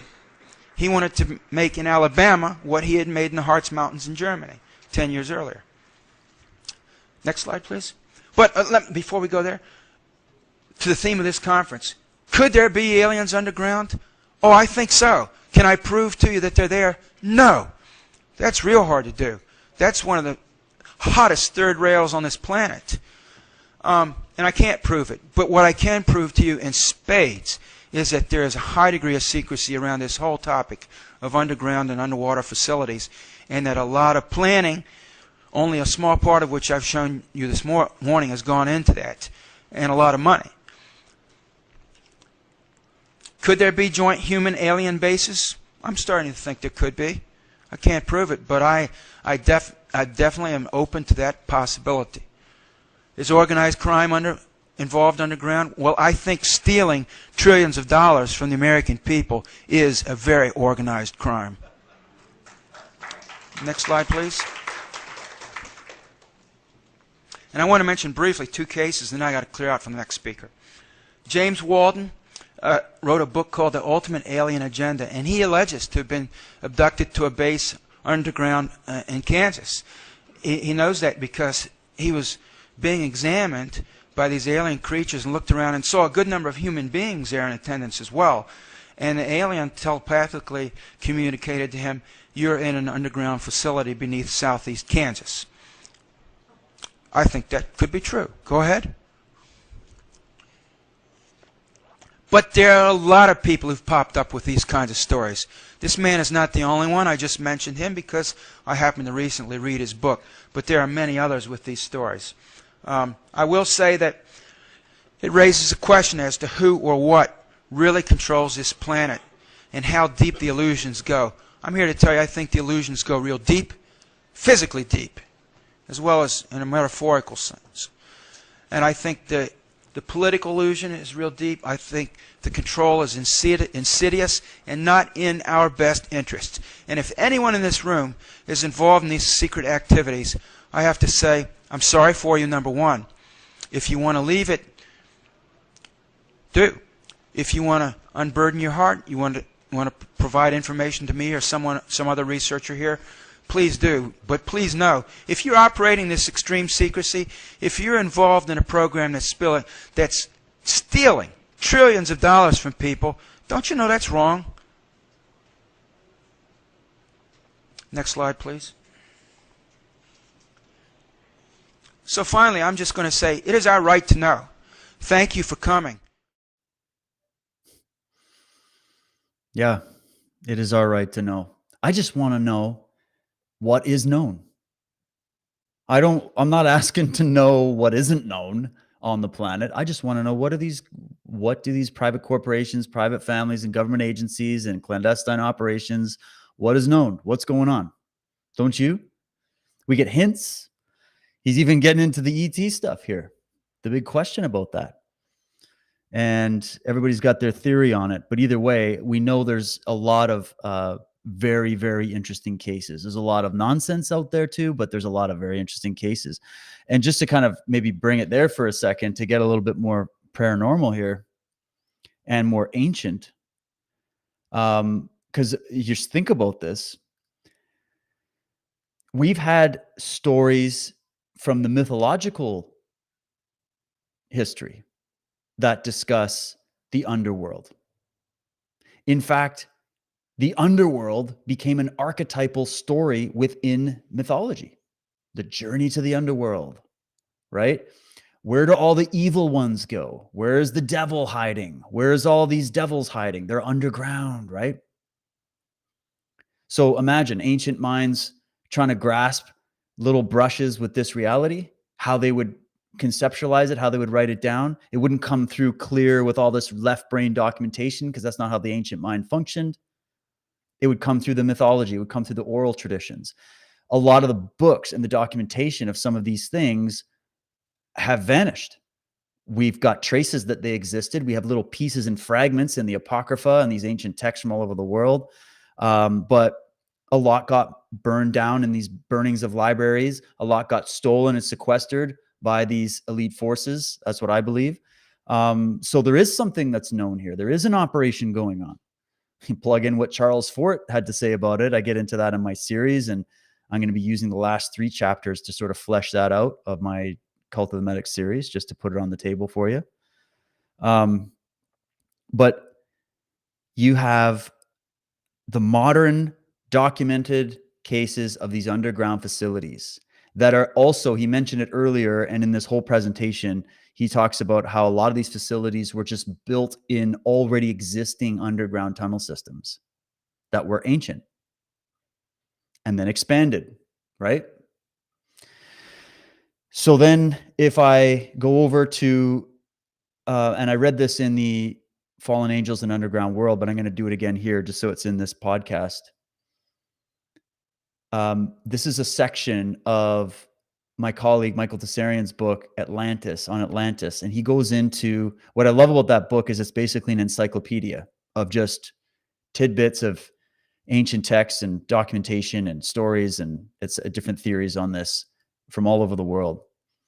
And so let me just read through this when it comes to the underground world and just some of the stuff coming out of the mythologies.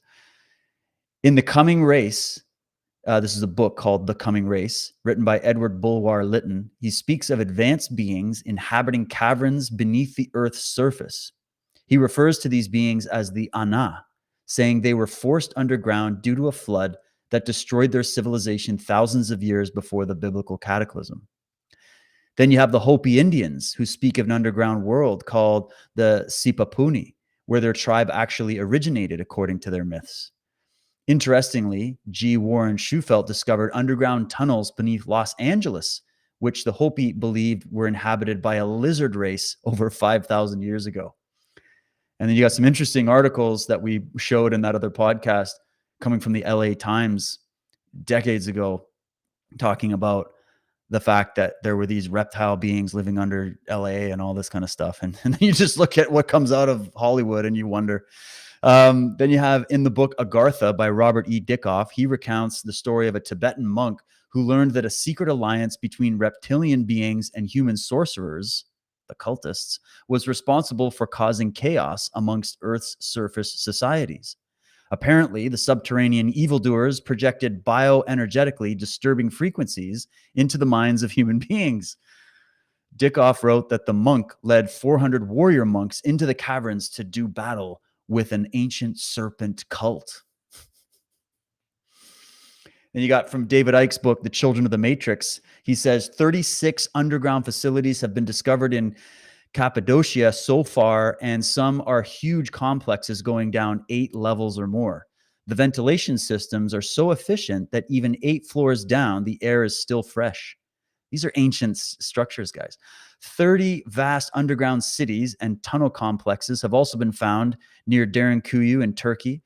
In the book, The Secret in the Bible, author Tony Bushby writes, historical documents recorded that during the 20th century, staggering discoveries not spoken of today were made at Giza and Mount Sinai, and Egyptian rumors of the discovery of another underground city within a 28-mile radius of the Great Pyramid abound. Then you have John Rhodes, who recounts the discoveries of G.E. Kincaid, who apparently discovered a massive underground city that was cut out into a wall of the Grand Canyon with the precision equaled only to that of the Great Pyramid. And there's some interesting stuff with the Grand Canyon, guys, and the America underground, the ancient stuff. It's amazing. The highly advanced civilization that inhabited this subterranean city was of unknown origin, according to these myths. Then you have a Smithsonian Institution team who discovered hundreds of rooms, some as small as an average living room and others as large as several hundred feet in length and breadth in some of these ancient tunnel systems. It was estimated that the area explored so far by the team could have comfortably housed about 50,000 people. Then you have scholar and researcher J.J. Hertak, who declares, in our village in Africa, the Far East, and the mountains of South America, we have come across a statuary of very grotesque beings who, according to the Indian and shamanistic tradition, went into the earth at the time of a great cataclysm. Even Apache Indians speak of tunnels between their lands and the city of Tiahuanaco in Bolivia. They claim their ancestors traveled for years by subterranean routes and that the tunnels were carved out by rays that destroyed the living rock and were created by beings who live near the stars. This is from a book, Uriel's Machine by Christopher Knight and Robert Lomas. Then you have the Irish mythology of the Tuatha Dé Danann, a tribe of powerful druids who descended into the underworld through so-called sides. Indeed, volumes could be written on the subject of the hollow earth. The ancient city of Beersheba has many underground rooms and tunnels dating back to the 4th millennia BC. In 1951, at 50 sites in the northern Negev and particularly near Beersheba, researchers found the ruins of numerous villages. These were not on the surface, but instead they were completely underground. Running at a depth of 20 feet, these tunnels form a network like an underground city. These cities have been dated to about 3000 BC. R.A. Boulay from the book Flying Serpents and Dragons says that 36 additional sites have been located, one near Oz Kanak, which was the home of 60,000 people estimated. Then you have a similar city at Kayamakali, which was connected to it by a tunnel over 6 miles long. Altogether, it estimated that all these Anatolian cities could accommodate from 0.5 to 1 million people underground. We're almost through it here. In 1572, a select and hardy group of about 500 German colonists, originating mainly from Prussia, are hired as soldier mercenaries by Sebastian I, King of Portugal, to man a garrison up in the Amazon River. Later, the group had problems with the local Indians, and during their getaway, stumbled upon a cave entrance on the side of a mountain. Exploring the cave further, they found entrances to deep underground tunnels. Factions of this German colony reemerged in 1647, headed by a German called Van Luckner. The colony broke into several underground cities for over a period of several hundred years. Cities were established. These colonists also discovered another civilization with linguistic roots similar to German, who had descended to Earth some 30,000 years ago in response to a reptilian invasion of Earth, or so the stories tell us. These people were called the Bods, and they were descended into the earth through tunnels in what is today Iran, Pakistan, and Syria.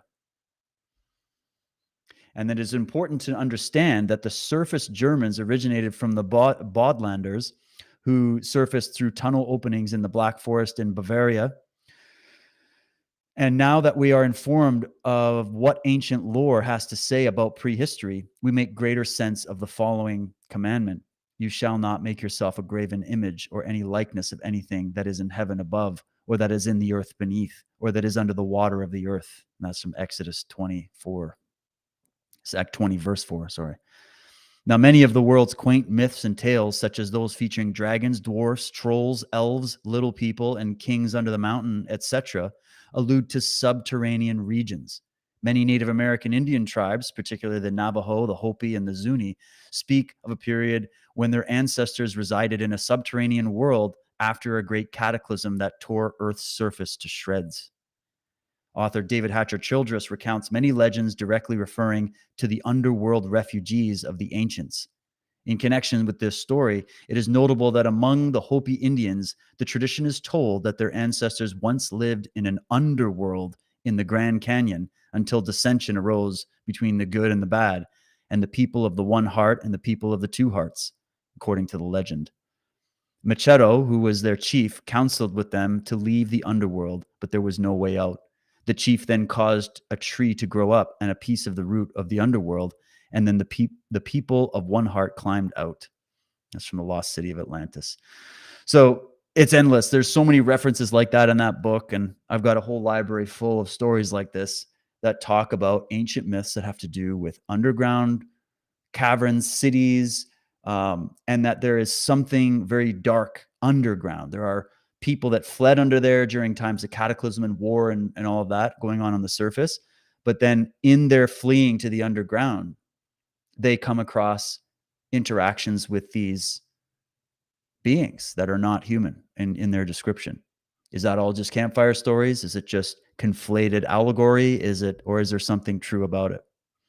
So the reason I'm bringing that in is just another interesting thing to get into on this subject is you've got all the hard-nosed, left brain, logical connections that you can make to black budget projects, underground facilities, military, deep underground military facilities. And then you can look logically the next step towards what's going on in the criminal underworld that we're learning a lot more about. And then you can go into the speculations of, well, what did the ancient legends talk about? What does the Bible say about this stuff? What do many Aboriginal tribes and Native tribes say about this stuff? And how do we dissect truths from that, from the flowery language of myth and allegory? And maybe the need for the flowery language of myth and allegory was there to preserve the stories, because otherwise they would have been completely excised from the record if they were too factual, right? So there's just that angle of it. So I thought I'd put that in there. Now, what I'm going to do is there's a little clip that I put up on my Telegram, which actually inspired me to kind of look up these notes. This is supposedly and I'm saying supposedly because I don't know, there's no way to vet it. This was a woman who was interviewed, I think it was on Stu Peters or something, but had an interesting tale of her survival as a trafficking victim. And she makes some very outlandish sounding claims about just the level of people that she was dealing with when it came to trafficking. And it reminded me of people like Kathy O'Brien and, what's some of the other people that have come out. I've even interviewed some of these people. Few of them make the accusation against specific names in power, but some of them do. And it makes you wonder. So I don't know for sure, but she does say something very interesting in relation to the underground network. So let's play the clip. You decide if you believe it to be true. But either way, it's just yet another anecdote of stories that I've heard for a long time in this arena. So let's take it away and I'll come back to you. Through many elite places. I went from the Buckingham Palace to under the Getty Museum in Los Angeles, still under the custody of Child Protective Services, the child welfare system. And everybody is so worried about the elite, and we could give those names of Barack Obama, Joe Biden. We know about Michelle Obama, that's a man. We know about Too Short. We know about Akon and Steven Tyler, and we can give those names all day, and everybody is so worried about that. But what you should be worried about is the people that are in between. The people that go as low as your grave diggers. I was trafficked to people within my schools. I was trafficked in underground tunnels that link under your schools, through your cemeteries, under your amusement parks, through Universal Studios, and into Hollywood elite homes, all over the place, all over the world. And people don't understand that, and they can't fathom that, and they can't put that together. But if you think about the things that have come out lately, and there's 200 children missing, and there's 300 children missing, what Amber Alert did you receive? How many times do you receive an Amber Alert every year? And if you think about that, how many children are coming up in your face that have been tortured and abused like this? It exists and it's real, and people don't want to face it. It happens in your schools every day, as your grave diggers, your trash men. Everybody is involved, but everybody is looking at the top, and that's just a small percentage, and you really need to look at the people in between. So the names that you just mentioned, Barack Obama, Steven Tyler, Joe Biden, Michelle Obama, have you had personal sexual experiences with these people? Yes. These people participated in sex abuse firsthand with you? Yes. Can you tell that story? Because that's important for people to understand and to know. And to this point, I don't think a national platform has given you the opportunity to say those things. No, because everybody is complicit. Everybody is complicit. It is covered up by your local FBI. It is covered up by your local police department. Shocking, I know. Seems a bit, wow, really? But after some of the guests I've had on my show and some of the research I've looked at, whether all of that is specifically accurate or not, the theme of it is there's so many resources for that. There's so many people that have claimed this and have experienced this. And you have to do your diligence as a researcher to decide who you believe and who you don't. But to me, there's more than enough smoke when you put it all together. If you listen to that and then you go listen to a few hours of Ted Gunderson doing presentations, I mean, that just adds another level, doesn't it? And then you put it together with what Dr. Sauder's bringing up and the whole picture. Just how big is it? It's almost so big that it's impossible for me or any of us to hold all of those data points in our head at the same time while we're thinking about the subject. That's how big it is. It's also something that's very uncomfortable for us to think about. So your mind is fighting you the whole time. Most of the time when you hear people's doubts about this, especially, I love it when you're telling somebody for the first time and they're immediately like knee-jerk reaction. It's impossible. It couldn't be. I'm like, oh, really? I hope you're right. Please prove me wrong. How much research have you done? Where's your source? What do you, and they got nothing. It's a reaction. You know, if there's actual evidence to prove it wrong, great. We want to see it because the truth is all that matters. But most people don't even think past the first thought that comes to their head that's based off their own personal logic as to whether or not they think it's true or not. And that has no bearing on whether it's true or not. Your belief in a thing has little to do with whether that thing is real or not. People believe a lot of crazy stuff all the time. And maybe some of this is crazy to believe. But maybe it isn't. Maybe it isn't as crazy as we thought. That's all we're trying to establish here. And all this is not for me to try to go, let's just stay in speculationville, but just to open up your curiosity to go and say, well, let's look into it and what can we find? I also liked how Dr. Sauder was making an appeal to people in the intelligence world, people that are in the classified world. I would extend that to anybody in any industry, whether you're working in a government, whether you're working in the corporate world, wherever you are. If you see something, say something. This is the era of whistleblowers because this is the era of truth. truth is on the march. Not sure if you've noticed. It's not going to stop. It's going to win. And what side of history are you going to be remembered on? It's that simple. I know you guys took oaths. I know there's this whole thing going on, but if you're serving evil, I don't care what oaths you took. Which are you serving? Evil or humanity? What's it going to be? That's where we're at. So I hope more people come out, more victims of this insidious trade of human farming. That's what it is. You call it human trafficking, but to me, it's human farming. Who's doing that? Just a bunch of greedy bankers? Maybe, but I think it's much deeper than that. Now, let me just play this little clip from an interview I did 2020 with Shane Bales. And he just had some interesting things to say about it. And he does get into, in the interview, he does get into the maglev trains. Oh, and maybe I just couldn't find that clip for this clip, but it is in that full interview. You can find that this full interview on my iTunes or my Podbean. But just on the maglev train thing, let me just remind you that in this book, it's chapter 4. Chapter 4 goes into the whole system, the Swiss Metro, the underground high-speed maglev tunnel systems. You have Robert Goddard's vacuum tube shuttle system, Michael Minovich's deep underground tube shuttle. He's got all the drawings and the schematics of the fact that they nailed not only how to build these systems, they've got it right down to the details of even the cost of building it.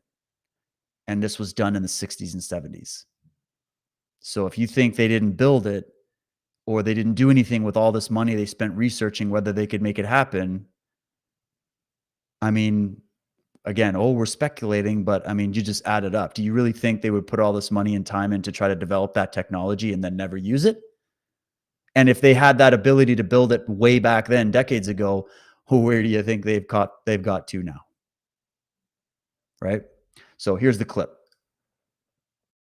The way that these things work is, there's the bloodlines that the main 13, and then a lot of researchers have discovered that there's like offshoots of them through marriage and different, breeding and whatnot.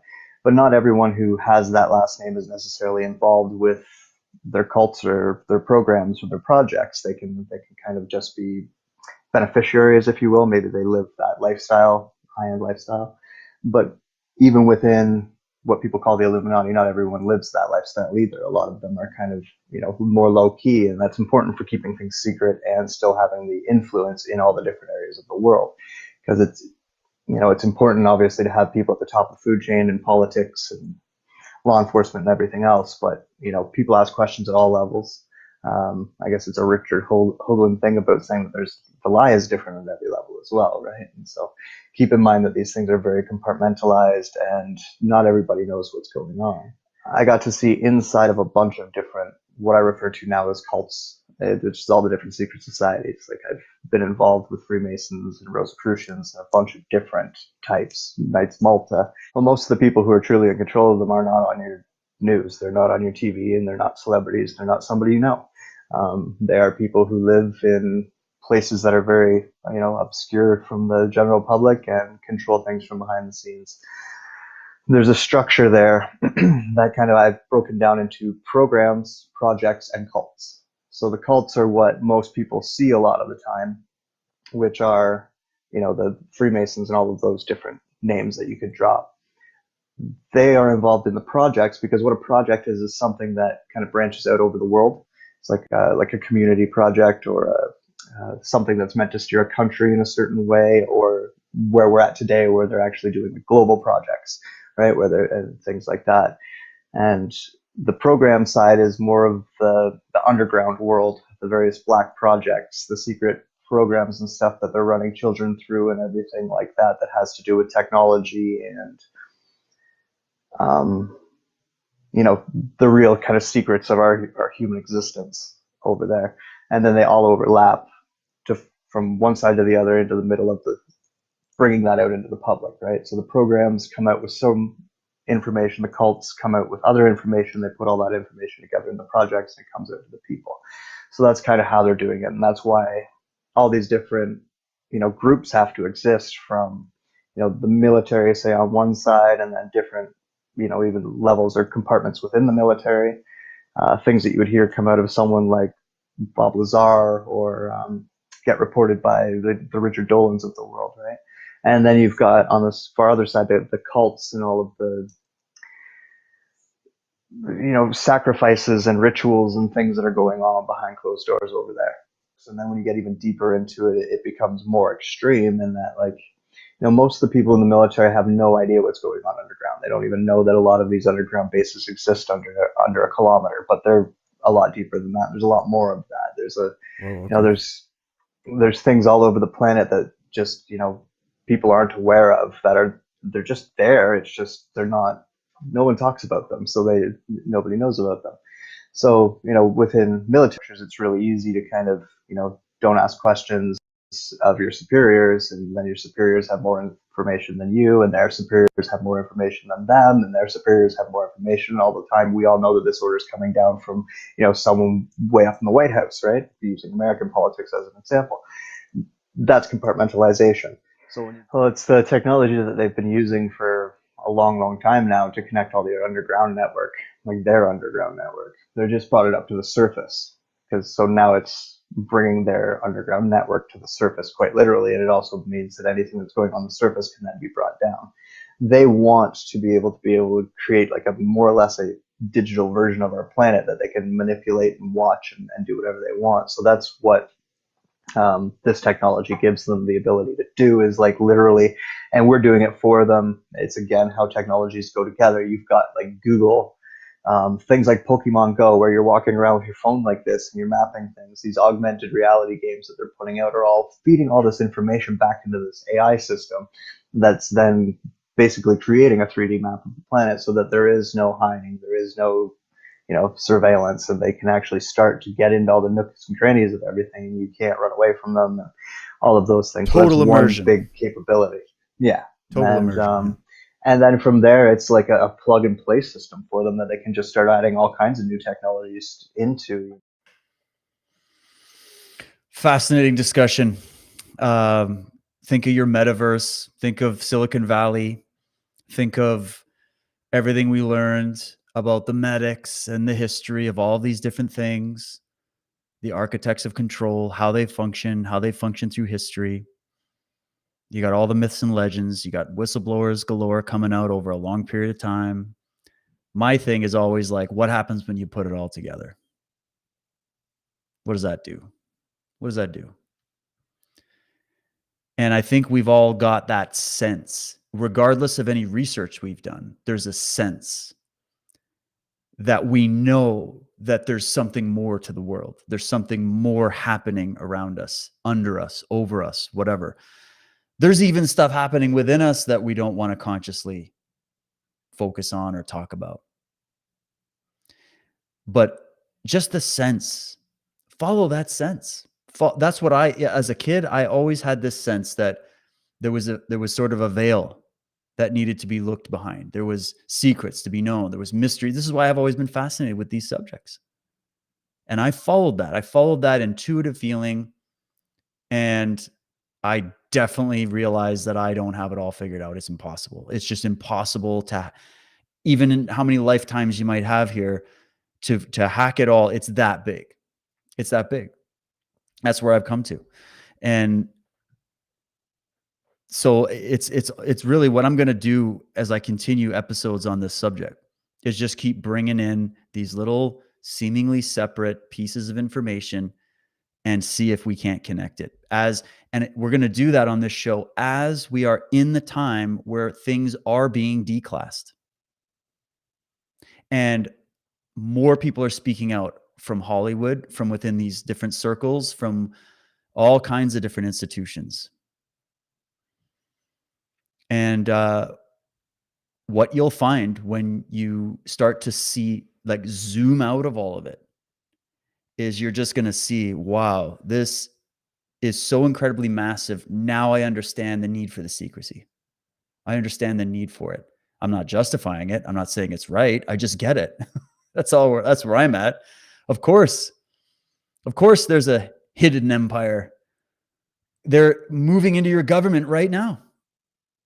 They've been moving into your government and into your corporations and into the various seats of power and influence for a long time. And we're just slowly going, oh my God, we didn't notice them before. But now we're noticing it because the policies coming in, the world that's being created is just getting to be so obvious that is why we have so many more people that are feeling that intuitive feeling I was talking about. There's something wrong with the world, the way it's been presented. Now, I don't personally jump to the level of going, oh, well, that means the world is all a big holographic illusion. It doesn't even exist, or they're trying to, like, I don't go there. There's, you know, you got to be, in my opinion, a little sharper on it and get more into the details of everything before we let the mind jump to these big conclusions, whether they're true or not. I mean, everybody to their own, but have a sophisticated approach to this subject. Just be open-minded and just realize this isn't about being right or wrong. This isn't about proving it and being the first one to discover it and getting all the accolades. This is about finding out the answers to the questions about who and what is really running this planet. Who and what is really moving the direction of humanity towards a very specific direction. And is that our destiny? Is it organic, or is it being guided? And are the people doing that guiding serving the best interest of humanity? Or are they actively working against it? Right? Because now when you plug in the whole transhumanism thing, and I guess another complimentary episode that I've done on this would be my show called Ancient Transhumanism, where I'm pulling that up. And it's very similar to this, where I'm asking that question, all this stuff about AI and transhumanism and the notion of a transcendental man and the new human and the new world. Where did that really come from? Did it come after the advent of technology as we know it? Or A, has technology existed on this planet longer than we can imagine? Is that a blind spot we need to look down and look and see? Or B, is there an ongoing project to change and groom and manage the human being? And if that's the case, who's doing it and why? Then the last one, C, would be, are these guys the only show in town?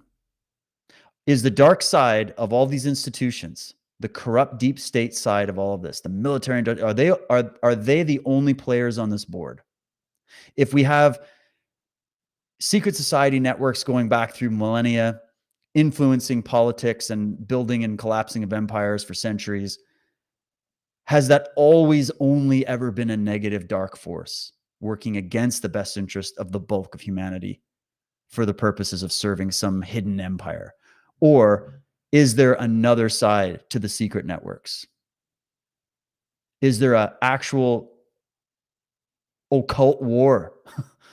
Occult meaning hidden. Is there a hidden empire, but is there also a hidden war happening now that may have also been happening for a long time? Because here's another thing in those ancient myths. They don't just talk about the forces of darkness, do they? They also talk about the forces of light, talk about the forces of good and virtue, the forces fighting for humanity. It's even in the ancient epics of Gilgamesh and the Sumerian tales where you have Enlil and Enki as these creatures or beings depicted as being, one looked at humanity as an animal to be culled and herded and controlled and managed, and the other looked at it as a project that was worth investing in and working on a more benevolent side of it. You have the same thing with all these different religions. You have your antagonist and your protagonist. So when I gather that, again, looking at it comparatively and just pulling back and trying to find some reality to it, I would say, have we been told by our ancestors and right up to the present moment that on this planet, there is literally a war for the resources, the control, the building of power and all of that. But is there something about us humans that is very special and unique that has given the incentive for this war that I'm describing? It's just a question. It's just a speculation, but it comes from looking at all of this. And I feel like it also brings a little bit of hope to the situation that, as I say all the time, to calm your instinct to go to the black-pilled side of the force. That evil is not the only force at work. And I know that because we do see good things. We do see good in the world. We do see amazing innovations. All this technology that they're using to build their underground lairs, it's brilliant technology that could liberate humanity, right? They just don't want us to have access to it because then that destroys their monopoly game. What if you find out that the valuable thing within you is your DNA? What if that's one of the prizes here? What if that's what the farming is all about? What if that's what the business of blood is all about? I just threw that. Actually, that's also in what chapter? Where did I do that? Chapter 5, I think. Chapter 3, chapter 5. Can't remember. Business of blood. If you go on my YouTube channel and my Rumble, I have a little video called Blood Biz, where I get into that kind of a dark subject. And you start wondering, well, why? What's about the blood? What's with all these rituals? When Shane was talking about the ritual side on the occult level, and then I've had other people come on and describe these things. What's with all this obsession with blood? What's with the symbolism of blood and all of these Hollywood movies and the Grammy halftime shows and all the ads now, Maybelline, and they're all using this very dark cult-like symbolism, has to do with blood. What is the blood? It's the holy blood, holy grail. It's the carrier of information, right? And so what if that is one of the prizes? You just got to think about it. I mean, look what we humans do to animals and the flora and fauna of this planet. And is it such a stretch to think that either a breakaway group of humans that went psychopathic and became very anti-human because of all their dark occult practices and influences from whatever? Or are we talking about something not human at all at the core? Otherworldly? Either way, the agenda that we're looking at right in front of our faces is very anti-human. It goes against what you as a normal average person would consider to be a right action in the world, right? Like, and you got to wonder what's explaining this level of secrecy, evil, corruption. What explains it? What explains it? So this is just my attempt to add another piece of the puzzle for you to consider when you're researching this stuff. And then I have a few final comments, but before I do, let me just share this this little trailer for a documentary that is, back here. It's a documentary that came out, I don't know, 10 years or something. Somebody just made it a homemade film called The Underground. And it features the true story of Phil Schneider, who I've spoken about a lot, who's another one to bring in his testimony. And it's got Richard Dolan in it. He starts bringing up all kinds of stuff, but I just thought it was interesting in relation to what we're talking about. So let me just play it for you. It's only a couple minutes, and then I'll come back to you.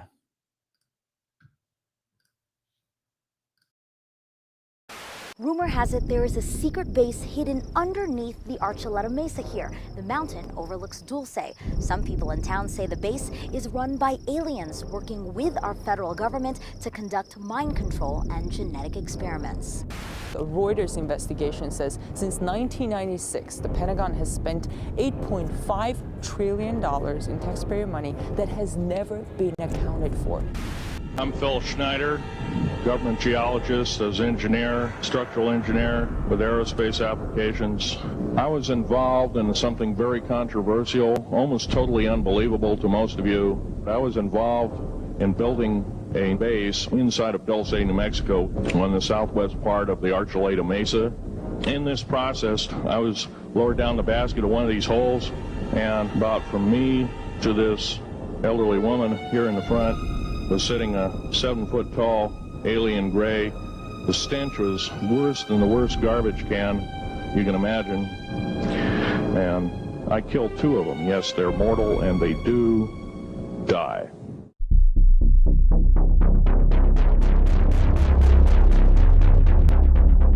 This is a secret that has to be kept. And anyone who represent secrecy has got to be handled, whether by discrediting that person or failing all else by killing them. So it's an interesting film. It's kind of pieced together. I liked it because they have Dolan in there, they've got Phil Schneider in there, and they have Dr. Richard Sauder in there. They got a whole bit on it. And so if you go on YouTube and you look up Dr. Richard Sauder, he's got some great presentations. I'll link the full presentation, what I took apart today for you. I'll link that over on my Telegram channel. Again, DW Truthware on Telegram. That's where I post all my stuff there. And then, of course, get the book. Just get the book, read it. What I love about this book is I don't know if you guys can see, he's actually got screen prints of all these documents with the numbers of them. So you can go look them up in the record and you can start getting into it. Like this is a whole chapter on project. What's this one? Yeah, this is a 3-page declassified project paperclip memorandum dated June 16th, 1947. So they've got all these memos and all this stuff about the bringing over of these Nazi scientists into America. And then these are declassified documents about what's under Washington, D.C. And again, I don't know, some of these are declassified, but a lot of them are just public record. You just have to seriously go look at it. And then he's got diagrams. So everything he was breaking down in that presentation, yeah, the whole chapter with those same diagrams that we were looking at in the presentation, he gets into it so you can get more of the details. Okay, so the details and the sources are in the book. And as we do this, I'm going to be finding some other great revealers of this subject to showcase for you guys on the show so that, you know, again, you just have another piece of this puzzle. And I guess the final comments I have before I wrap, because I don't want this to go too long, is as we're looking at all these mysteries, they're fascinating. It's such a fascinating Rubik's Cube to get into. I truly love it. It also is helping to clarify what's happening. And we're trying to get into what we haven't been told and try to learn the truth. But there's a very personal aspect to this kind of research. I don't know if any of you've noticed it, if you've been doing this for any period of time, that you yourself go through an absolute roller coaster of ideas and concepts and emotions. And it's a bit of blood, sweat, and tears, isn't it? But that process is not to be hid. You don't hide from that process. You don't run from that process. You don't not do this because it gets uncomfortable at times. This is Truth Warrior. That's what we're here to do. We're here to go into it and learn how to become comfortable being uncomfortable, because that's what the truth requires. And as you're studying the objective world and you're learning about these subjects and forming your own theories and ideas on them, okay, because they're so big and mysterious and there's only so much we know, we can never have a final word on it. But as you do it, I'm hoping that there's some personal development that happens for you as a person, regardless of what ends up being true with all of this, because so much is out of our control of it anyways. We're just sitting there looking through the window at it, right? But you can take some relevance from it, from just the process of this or any other subject that you're going to inquire into. Always look at it like what that Bruce Lee, I love that Bruce Lee statement. He was like, all knowledge is ultimately self-knowledge. You're learning about yourself. When we talk about the underground world on the physical world, in the physical world, you're also learning about the fact that you have an underworld journey that you're going on as a living, breathing being in your psyche and in your mind and in your body and in your soul.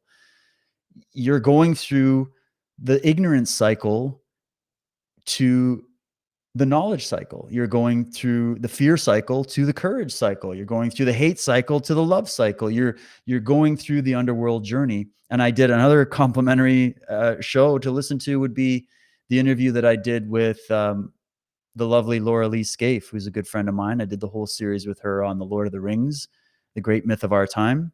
There's many aspects of that myth in that story too, of the underworld journey Tolkien was talking about. And we did a good show on the underworld journey and sort of the symbolic archetypal aspects of it. So there's the underworld of the planet, and then there's your inner underworld. And in the same way that all of us are trying to find out the truth and the secrets and the mysteries of what's happening under the veil of the world, you really are indirectly penetrating the secrets of what's happening under your world inside. And hopefully it's not just for the sake of doing it, but that the goal is you're trying to come out of that underworld journey better, improved, stronger, more intelligent, more empathetic, more knowledgeable, right? Empowered even though you're looking at some pretty dark stuff from time to time, even though you're going to go through challenges psychologically and spiritually and emotionally when you look into this stuff. Nobody's saying you wouldn't. In fact, people like me, I look at it as I embrace the grind on that. I've had many of those underworld experiences personally doing this, and I feel like it's only made me better. It never made me more jaded. It never made, as to my knowledge anyways, it never made me more depressed or more angry or more worried. In fact, it's eased it. It's done the opposite. And I think it just has to do with the type of mindset you have when you go in. So take this for what it's worth. Look into it for yourself, come to your own conclusions. But again, don't just make it about, wow, there's underground bases, or they're aliens, or they're government secret programs. What are they doing? You know, the criminal world. It's not just about that. That's just entry level. The real work is when you can take that and then reflect on it and bring relevance to your inner journey and say, yeah, there's secrets. I got secrets, underground bases happening inside of me that need to be excavated and looked at. You know, and maybe there's an inner conspiracy where I am trying to block myself from really gaining some insight from traumatic experiences I've had in my life, or I'm censoring parts of myself because I'm afraid of what other people think of me, or, you know, so studying the outer conspiracy is really about studying the inner conspiracy against the true nature and the true power and the magnitude of what and who you are. And so that's how I wanted to really present this and wrap it up, is that you can find relevance no matter what your final conclusions are on these different issues. It's kind of irrelevant because none of us really know for sure. What's really relevant is, what did you gain from it? Aside from some entertainment and, wow, that's crazy and that's pretty interesting information.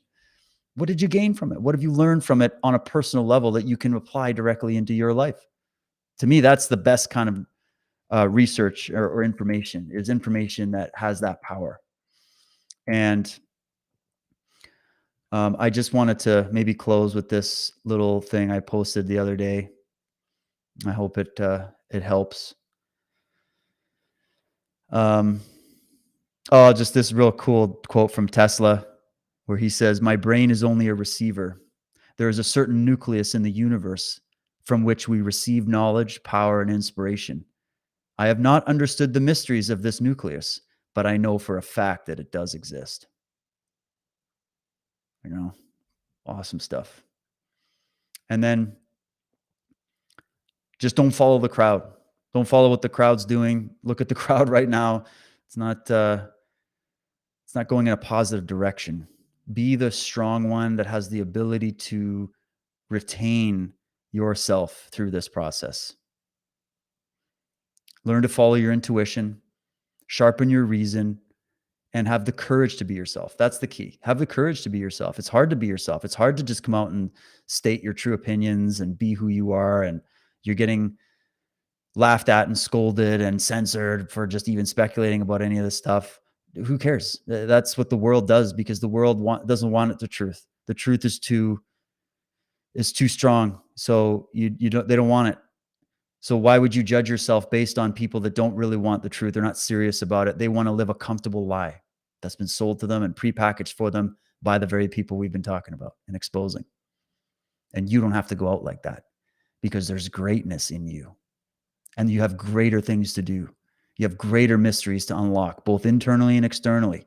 You have work to do here. You came here, you want to learn this stuff for a reason, not just because it's entertaining, not just because it's interesting, but because there's a part of your soul. I believe this. This is how I think about why I wanted to do this stuff, was because you're being prompted by higher forces. You're being prompted by deeper parts of yourself that you maybe don't even know, to go and learn these great truths and try to uncover these mysteries. And in doing so, uncovering the mystery of who you are and what your purpose is. So who is anybody to get in the way of that and judge you and go, oh, I think you're wrong on that. Yeah, screw you, man. What are you wrong about? You who is without sin, cast the first stone, and just walk right past and keep going forward. Be the greatness that's in you. Don't be afraid of this. Don't be afraid of these dark powers. They want nothing more than for you to be afraid. They live off your fear. So don't give it to them. Don't live in fear. Develop courage. Find out the truth. Most of your fear is about what you don't know. So fix that by knowing more things about the things you don't know. And in doing so, you'll resolve your fear. And don't follow what other people are doing unless they're doing something that actually is inspiring and beneficial. Don't just do it for the sake of it because it's popular, it's what's vogue, it's what's in fashion. That changes, as you can see, by the nanosecond right now. It's like our culture has ADHD, and so don't judge yourself on that standard. Judge yourself on a higher standard, on a cosmic standard, on a divine standard, on a human standard, and on the standard of the truth. And that's the goal. Even if you don't always have it, even if you don't always know for sure, you're orientated towards it. You're seeking it. And it will reveal itself. I believe it. And I hope we learn more on this subject. So I'm going to do more on it on the show. I hope you guys enjoyed this one. Let me know in the comments if you'd like me to do a part 2, and I'll start getting that ready. I'm also working on a new Truth Warrior Premium. That's going to be called The Occult Conspiracy. So we'll be diving into some of the deep aspects of that subject. And I'll be doing more on this show and also on some of the other programs I'm involved with. You can follow me over also on unslave.com, where I do this research project with Michael Tessarian. We get into many different aspects of this. And then also on Earth Chronicles every Wednesday. I'm there with my good friend Josh Reed, and we do a show 12 noon Pacific, 3 p.m. Eastern on Rumble on Badlands Media. We've been doing some really, really cool shows, and we just had the honor of interviewing the great G. Edward Griffin. I think it was a really, really good show. I really enjoyed it. It turned out really well, and I can't believe that guy's 92 years old. And even Josh and I were so excited. We were throwing all kinds of stuff at Ed, and he took it and he followed us and tracked it and was even joking with us, and he knew exactly where we were going. I can't believe how sharp the man is. So go check that out. You can get it on Rumble. Really, really good show. And we've got some other guests coming there. And also I'll be bringing some good guys on here as well for you. So thank you, everybody. Please share it out. Go check out the rest of my work at dwtruthwarrior.com. Oh, and brightu.com, Brighteon University. Just want to thank Mike Adams and Brighteon for hosting and featuring and promoting Cult of the Medics over there. I'm absolutely blown away. I just got a text from the main producer, and they said over 26,000 people on their network signed up to watch Cult of the Medics on the network. So that's pretty crazy. So more people are going to be checking that out. So if you want to go see what they're doing over there, go to brightu.com and you can see it all over there for you. All right. So we'll see you next time, Surface Dwellers. We'll have more coming your way soon.